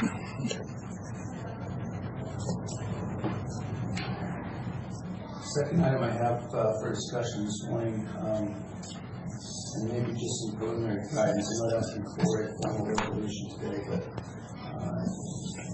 I think certainly Commissioner Cook and Commissioner Clark are aware of some of the challenges we've had with maintaining the at-risk youth center, or juvenile justice center, that we operate jointly with Benton County. Recently, we've had some significant challenges in some of the infrastructure there. The boiler unit that provides heat and hot water for the facility, the primary boiler outlet that's useful life no longer working, so they're using backup systems and maintain hot water services. If the backup boiler goes out, and the backup boilers are a 40-year-old electrical one that we can no longer repair or get parts for. So if it were to go down, the facility would be without hot water, which would create significant problems for the facility. Another related issue is their generator, backup generator for electrical service, is also a point that needs to be replaced. And so the administrators at Bannock County and Juvenile Facility have asked for county's input, whether we are willing to commit the resources to replace the boiler and the generator at this time. It would be a net cost to Franklin County of around $10,000 to replace those. I think we've had some discussions about what we look for in the future with potential state funding of building a new admin building for the At-Risk Youth Center. That process is ongoing. Bannock County also asked us for a commitment to share those consulting costs of having a consulting firm working with the state legislature to marshal the resources and help educate the state legislators on the importance of that project of Bannock Franklin counties. And so that would require the renewal of our MOU that we had authorized last year to continue that effort in this legislative session. So the point I really am asking for right now is, and we will bring probably next week's meeting, contract for our portion of the boiler and the generator replacement that we think needs to take place. So with that, we have to answer questions specifically about the At-Risk Youth Center that we have. What's the max capacity of the At-Risk Youth Center? And what is the capacity at this point in time? In terms of the occupation, yeah. I'd have to look that up. I don't know. Commissioner Peck, you probably have more experience with that. I don't know if you have there's several elements to the answer, and there's probably one better answer when we can consult with the folks that run the operation. But the reason that there are varying answers is it depends on the nature of the offender and the nature of security required, whether they need to go into a cell or whether they're on a probationary status and coming to and from. So, but more than happy to assist in getting whatever information Commissioner Didier would like on that. I would ask, do we know an approximate dollar amount for the repairs on this hot water boiler that you're asking for? Yes, the boiler was a total of about $27,000, and our share is split 28%, 72% between us and Bannock County. So we would be 28%, so between $7,000 and $8,000 would be our share of that. Right, and for the generator, $2,000. And Commissioner Didier, the reason we split those costs is based on the population of what are deemed to be at-risk youth in the two counties, and it works out. It's recalculated each year, but currently we figure it's about a 28% of the total population is in Franklin County, and so that's how we apportion costs when there's a joint facility that needs repairs. So then we'd be looking at roughly 30% of the 28. Correct. So about 8,000, give or take.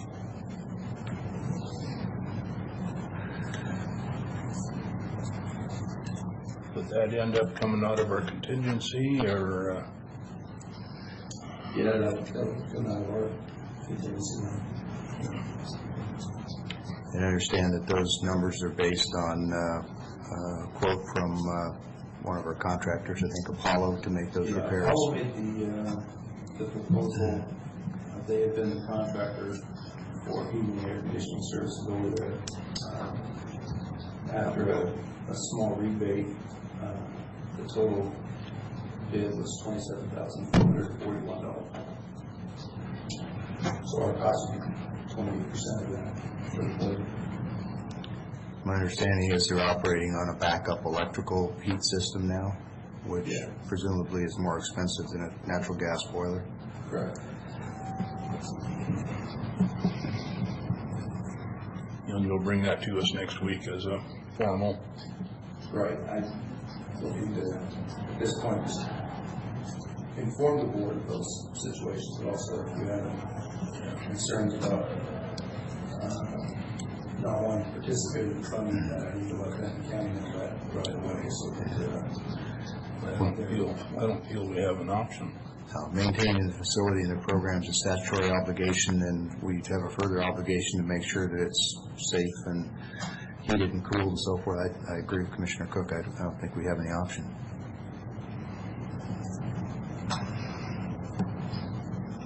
Next item I want to discuss is,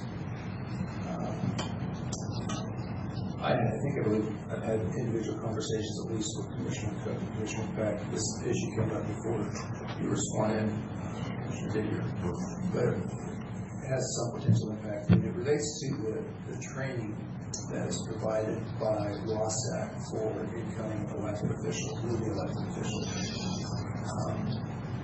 I had presumed, after discussing with folks at MRSC and some of my counterparts in other counties, that was a legal and permitted expenditure of the county to reimburse those officials that attended that training.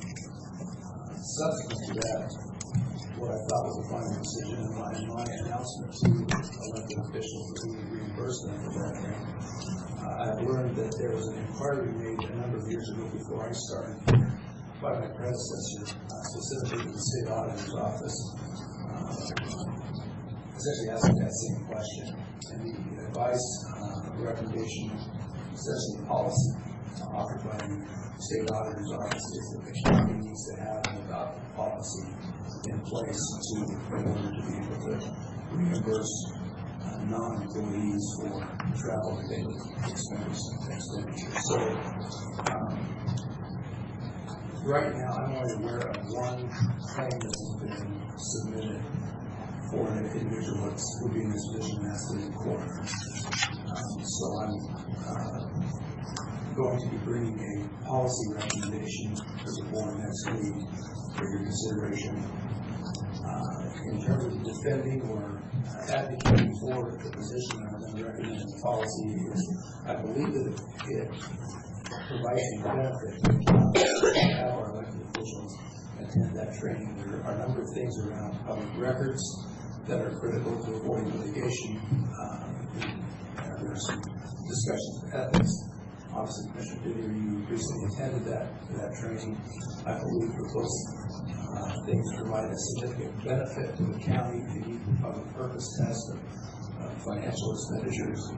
And after, as I said, we discussed with MRSC, we don't have a problem with gifting, but I do concur with the state auditor's recommendation that we adopt a formal policy before we reimburse incoming elected officials for those kinds of expenditures.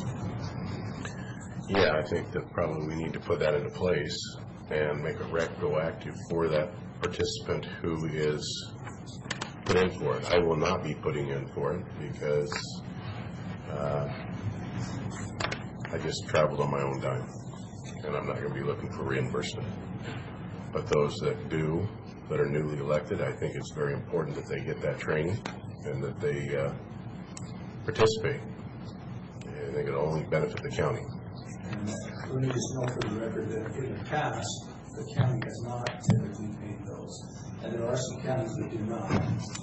In a situation where counties do not pay that, each of the elected officials have a statewide organization that in some cases, and I am told, I believe the treasurers have paid for some of their newly elected treasurers to attend that training in the event the county was either unable or unwilling to pay for those.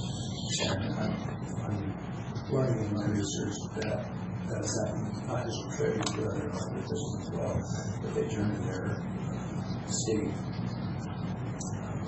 organization for assistance with those kinds of costs. But having said that, I do want to know that we had in the past, Franklin County has not paid for that any elected official training for non-county employees.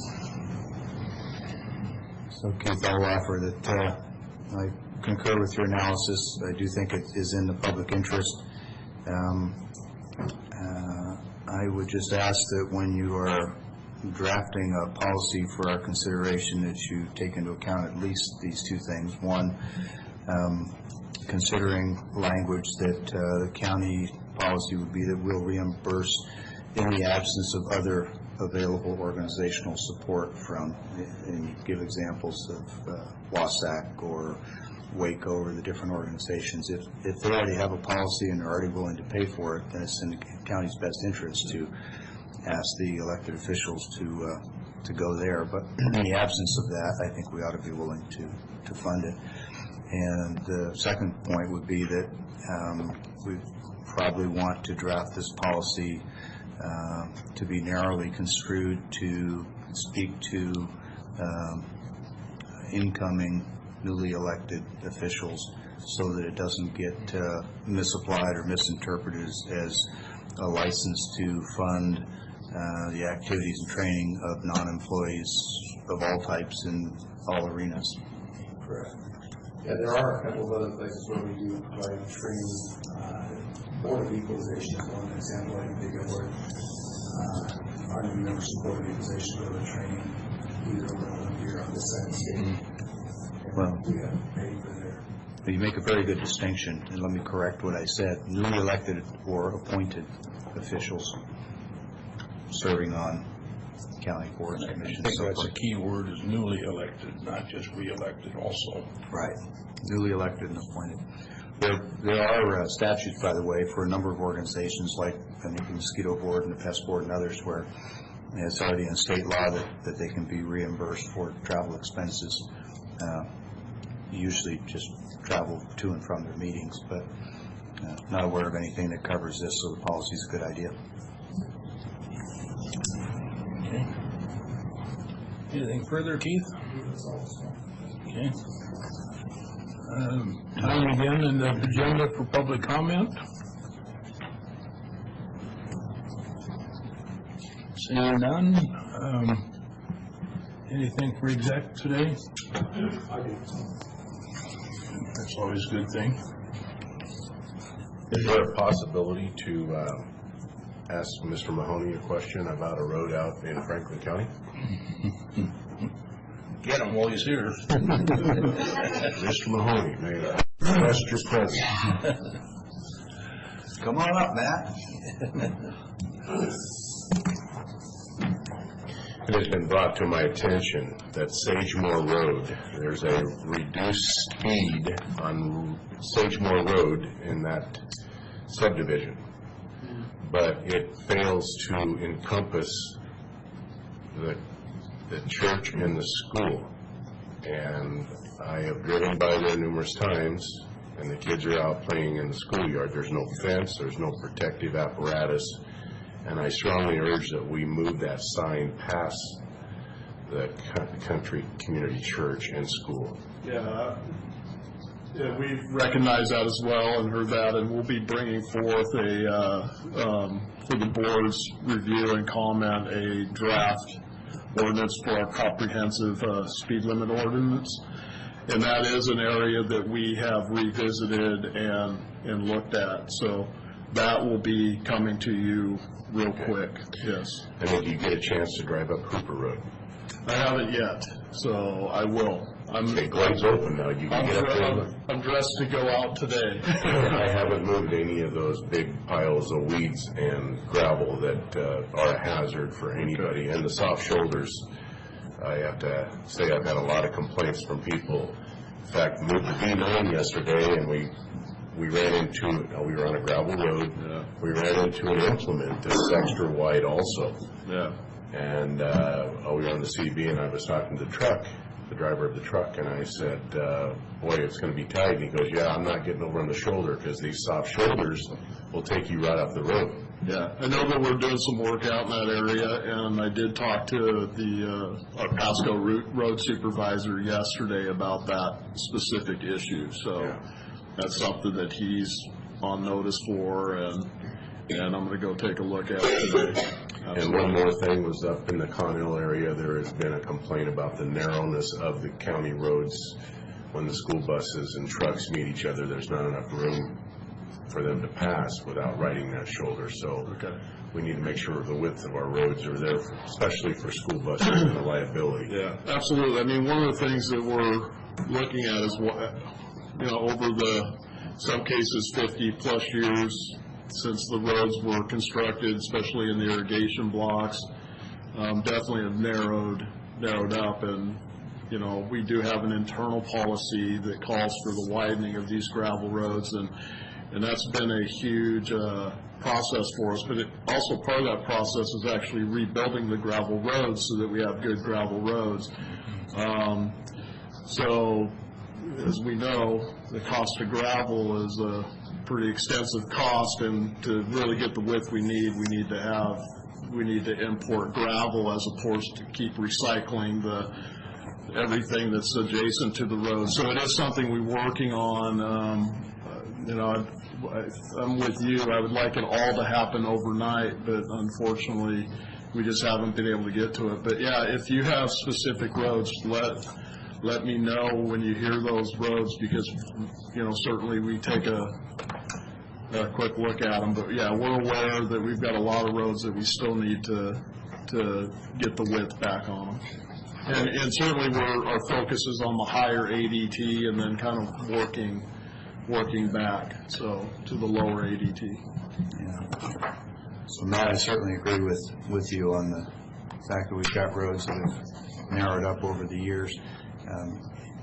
Are you aware of any? I think not, but are you aware of any that are narrower than the state requirements, legal requirements? We had this come up a few years ago in IOM, and somebody said it was X number of feet and it was not legal, and I went out with a tape measure and found out it was about 6 feet wider than would have been reported.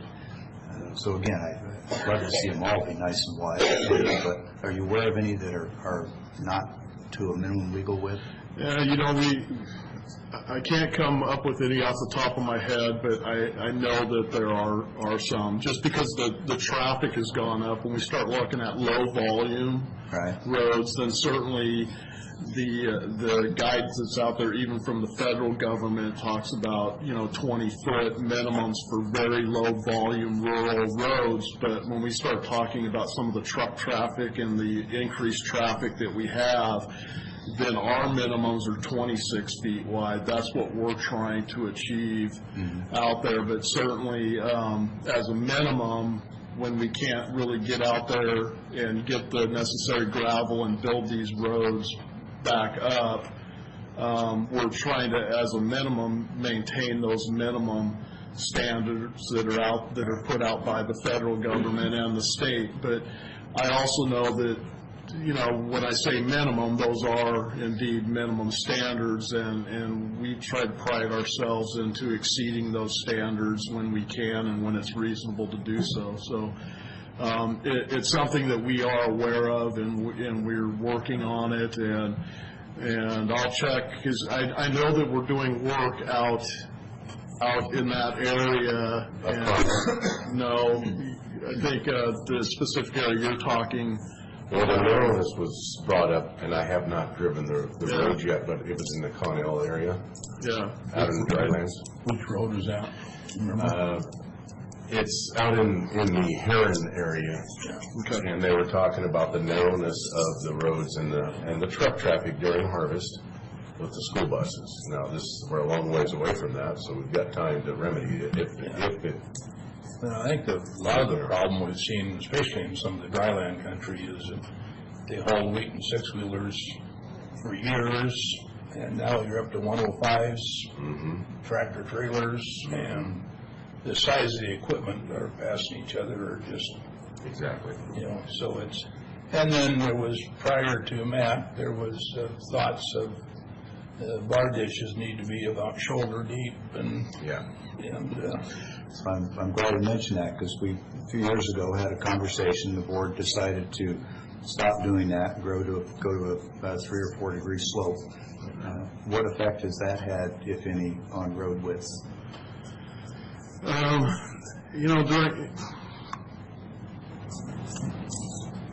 Sometimes it's difficult, because sometimes to get those flatter slopes like you're talking about certainly can have an effect if you're not on top of it. If we're not out there saying, no, we need this width, we need to build out a little bit. And part of that takes a lot of coordination with the landowners as well, because some enjoy utilizing a certain amount of that right-of-way, and we're happy about that because that's good vegetation control for us, and we want people to be able to enjoy that right-of-way.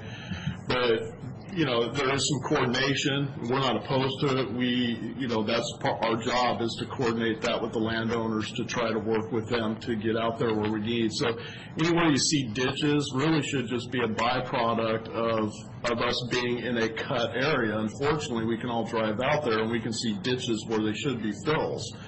The road is higher than the existing ground, but we have ditches, and those are the things there that we're trying to get rid of, flatten those slopes out, get rid of those ditches that are necessary. But ditches right now for us really are a byproduct of the amount of cut that we have and trying to, and they're not on purpose, it's just trying to get a flat enough slope, because what people don't understand sometimes is even a back slope, having an end slope come down, having a ditch and a back slope, that back slope is actually a hazard. And so you have to have a combination of a flat enough end slope and a flat enough back slope that if somebody does leave the road and hit it, it doesn't flip their vehicle. So ditches really, it's a different concept, because that wasn't the concept before I was applying as a public works director. As board, the concept was really for access,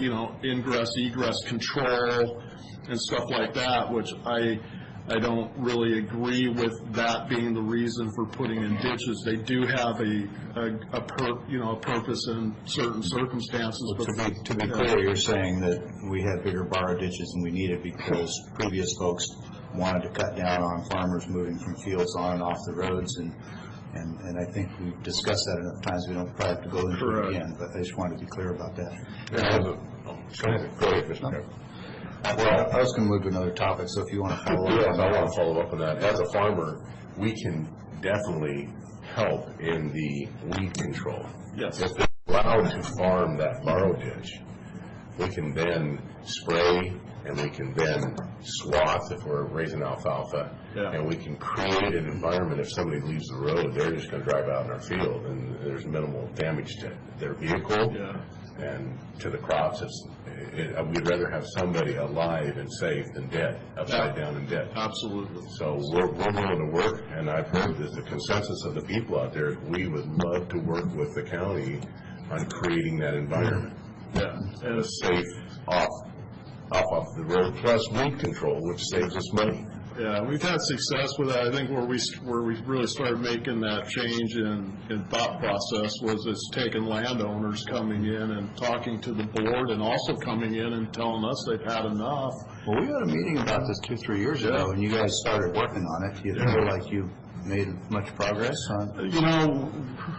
I don't believe that we've made some progress in some areas, but I'll be just frank with you, we still have a lot of work to do. I mean, it's many years of, when we say borrow ditch, that's what we mean. The county was borrowing material to introduce into the rock to get it to set up on these gravel roads, and so it's a lot of years of borrowing material that... Pretty soon you got a road that's crowned in the middle. Oh, yeah. And if I could inject here, if we could leave that road department money alone, we could buy more material to make that road a firmer base, and then we wouldn't have to borrow from the pit, from the borrow pit. Correct. I mean, that really is my focus going forward, is let's quit borrowing there, and if we need to get the width, we need to get the width by building the road properly, as opposed to just bringing up more dirt and topsoil into our road and mixing it up and calling it good. And we have the staff to do it now, but it's taken some time. We have blade operators that have been doing a district for 40, 50 years.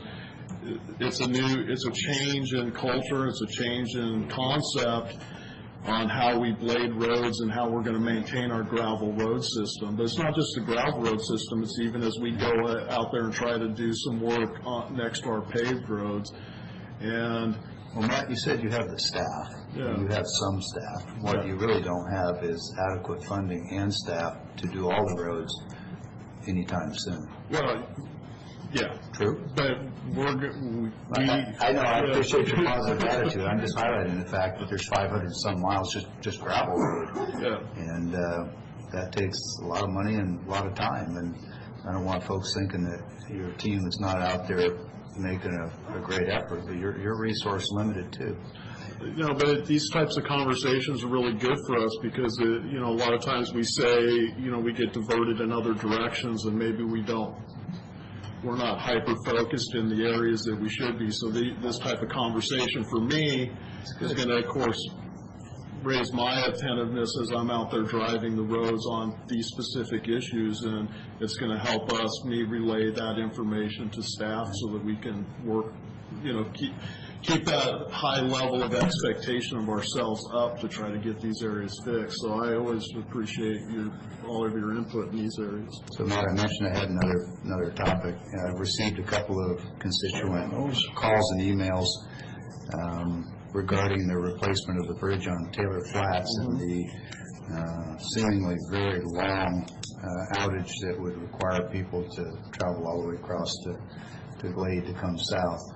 A couple of folks have suggested, why aren't we building a new bridge adjacent to it? Why aren't we building a new bridge adjacent and then shutting it down, tearing out the old one and setting the new one in place? And my answer to each of them is, I'm not a construction expert and I'm not a road engineer, so when I see Matt, I'll ask him. Well, part of it is just remaining consistent with the irrigation facilities, with the irrigation district. Of course, this also keeps us from requiring us to have to acquire right-of-way, which adds additional cost. So it's really trying to keep the cost down for the county, because any of this money that we get, of course, there is a county match. There's a portion of it that has to be matched by us, and so you know, we're trying to just make the most of the funding that we have to keep that cost down. You know, like I said, the additional cost is not in the construction of the bridge adjacent to and tearing it out. All that has to happen anyways. It would be the additional right-of-way that would be required that we would have to go out and purchase. I assume they didn't relocate the bridge, they simply constructed one, and I'm just providing what was suggested to me, just construct another bridge next to it, and once the old one's torn out, just take a crane and lift the new bridge and set it in place of the old one. That's what the proposal was. Yeah, you know, and what we put out there is should have Craig here. Yeah, no, but what we put out there is that's the amount of working days that we provided. But certainly when we go into these things, we require that shop drawings have been submitted and approved so that we can have fabrication of the precast elements actually done. So when it's time to set them in, they're able to set them in as opposed to having these stopgaps. But it's important for everybody to know that when you're constructing a bridge, there are cure times that you have to allow for the footings and the abutment walls before you can set any weight on them, and we do our best to even do early breaks. So we pay for that as opposed to the contractor. So we'll do a 7-day break, and if they have 95% of the required strength in the concrete, then they can move forward and set those. So what we try to put out there to the public is what I would consider worst case scenario, but certainly we're going to do it because Taylor Flats is absolutely one of our, if not right now, it's becoming our busiest road. I mean, I believe it's overtaken Glade. And I noticed on the signs that it says it's going to be closed from January till the end of May. That's what's got everybody alarmed. Is it going to take that long? No, it won't be closed out. What we'll do is that's when we'll be able to receive asphalt and finish it out. But my goal, I know that from a construction standpoint, the contractor, they'd like to keep it closed the whole time until they can get asphalt down. It's less maintenance, but that's typically is not going to happen. So what you're seeing on that sign is The worst case It's scenario. worst case scenario with having it completely completed with asphalt. But like I said, internally, we're going to do everything we can from a timing standpoint to ensure the contractor that we cut that down. But Another question I got for you, on the road that's being constructed to the sand dunes. I know the contractor, and I talked to him. Is it procedure for the county, they only can work when one of our county employees is present? That's not necessarily true. That's not true? They can work without somebody looking on? Yeah, I mean, it's our... Watching them? Yeah, that's my question is, do we have the constraints, because he made mention that in Benton County, they can work without the observer there. In Franklin County, the observer has to be present, and I was wondering if we were... Our guys will come and go throughout the process. What we do is, we don't want to hold up the contractor, so we have a pretty good presence out there, but we just try to, they provide us their schedule and we schedule our inspector, but our inspectors are out there for testing, sampling, observing the work as necessary. Right now, they're building fills. So one of the fills out there is a 20-foot fill, and we're supposed to test that before they can go every 2 feet. And so the work that they're doing right now is really just requiring that we have somebody out there so we don't hold them up. But certainly, it's like anything, you have anybody doing work, you don't fill in a hole until the electrical inspector comes and makes sure. We just don't want to be the ones holding the contractor up. So we are there. We do have pretty much a full-time presence there. I'm not going to say it's always full-time, but our goal is to never hold up the contractor in these things, because time is of the essence, both for the contractor and for the county. And, even the bridge on Taylor Flats, that's going to be good example. We don't want the contractor waiting for one of us to come out. Anybody who's built a house or done something, sometimes it's a struggle waiting for a state electrical inspector, having to wait for him to show up before you can continue work, and we don't want to be the holdup. So, but it's not, it may just be a misunderstanding, because it's not true that they can't work when we're there, but they submit us a schedule, and by our contract, their job is to stick to that schedule. So yeah, we'd be a little bit weary if they tell us we're working 4 10s and we start at 7, and then we find out they're out there at 4 in the morning working, and we'd kind of go, okay, what were you doing? That would be a little weary. They're required to provide us with a schedule per the contract. That's similar with the state, and to stick to that schedule so that we're aware, and they do that weekly. They provide the schedule on Thursday for the following week so that we can make sure we have all the appropriate things lined up, including testing facilities and our different testing facilities that we have contracts with. So. Okay, we got anything else? We've got a meeting in 20 minutes in West Richland. Well, you should have just told me to shut up.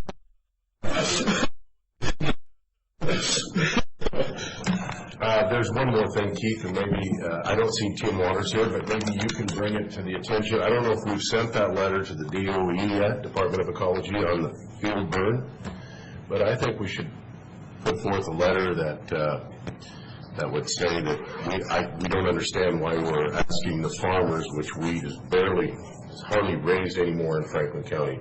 Why are we subjecting the farmers to fill out all this paperwork and pay a fee when our agencies of the state and the federal government are not managing their land well? And these buyers are actually, they're hurting our value of our crops. We've lost value in third cutting of hay this last 2 years. The tests are terrible with all the smoke in the air.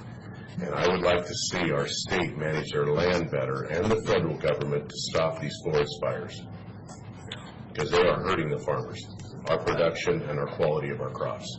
I don't think Tim Waters Tim is, Well, I think he could do research on it at WSU to show the fact that this is true. Our tests are terrible, third cutting, the last 2 years because of the smoke in the air, how thick that smoke was. Photosynthesis doesn't occur, and our tests and our hay go down. And I think Tim could be instrumental in showing that this is a true fact. I'll certainly visit with him and see what research they already have available. Okay. yeah, back in my fire days, we fought that.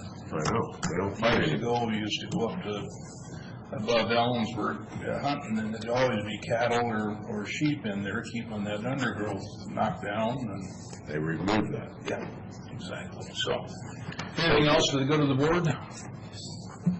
We are adjourned. Thank you.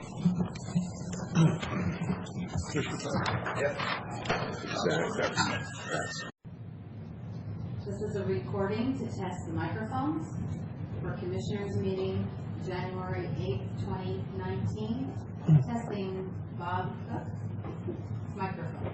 Check, test. This is Bob Cooks, Commissioner Cooks, microphone. Microphone check. Commissioner Didier's microphone. This is a microphone check. Commissioner Didier. Check, 1, 2, 3. Commissioner Peck's microphone check. Check, 1, 2, 3. Commissioner Peck, microphone check, 1, 2, 3.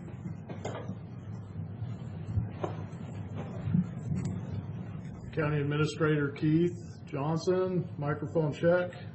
Test, 1, 2, 3. Microphone check. Test, 1, 2, 3.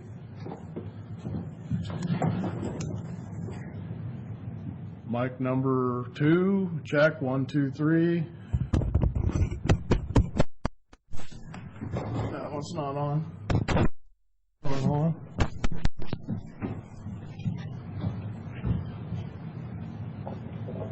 Check, 1, 2. Did I mute them? All of them are muted.